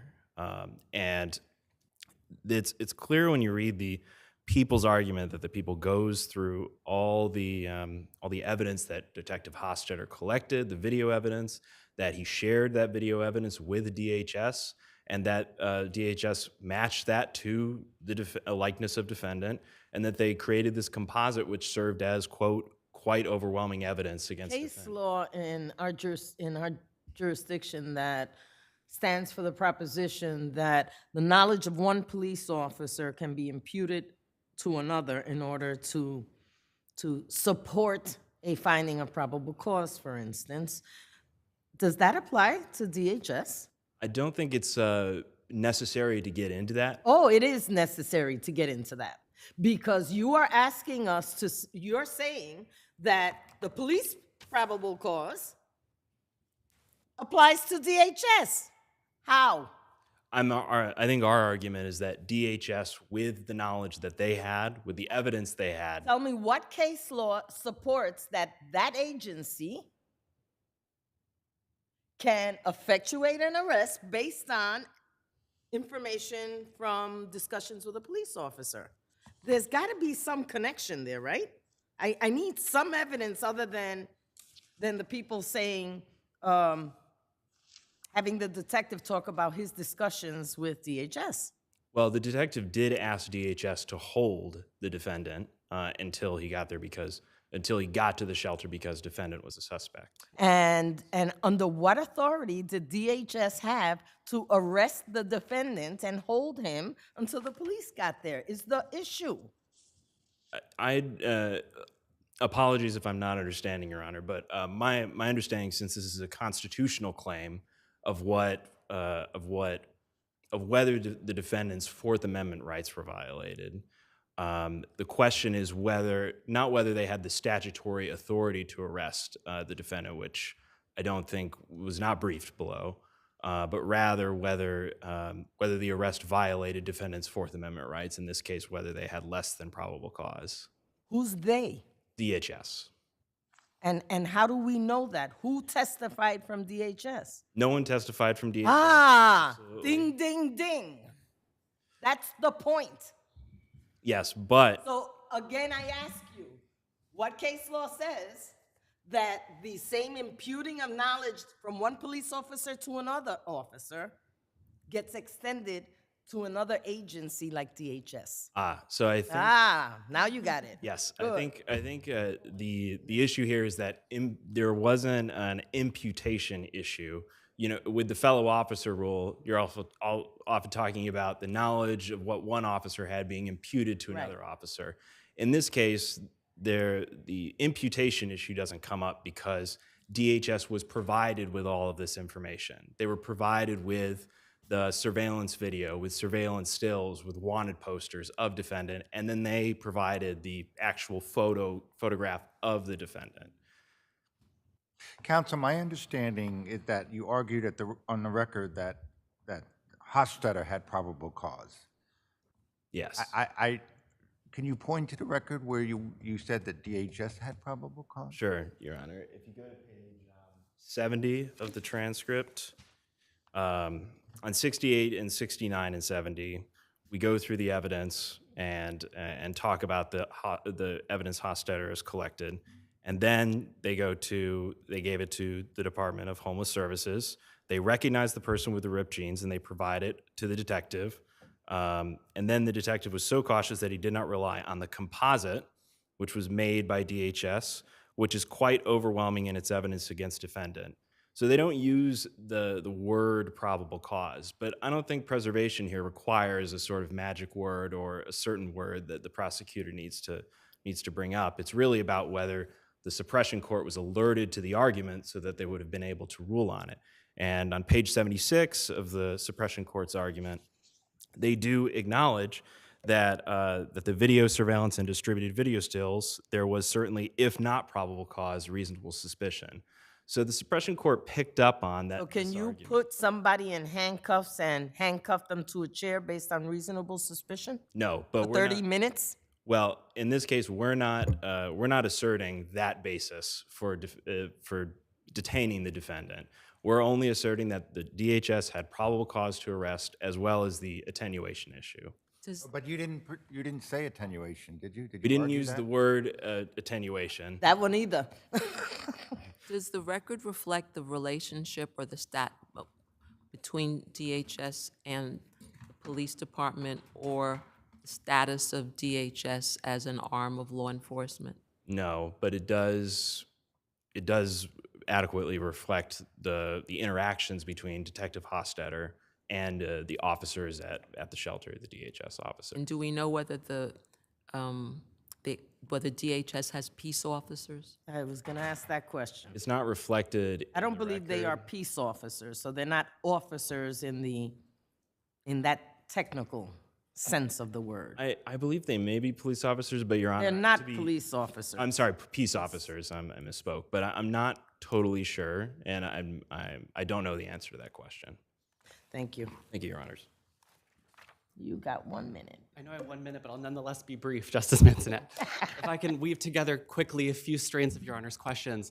Justice Shulman, if I may, I would note that the section of the transcript my colleague addressed Your Honor's attention to is actually the DA's argument about probable cause as viewed from Detective Hofstadter's perspective.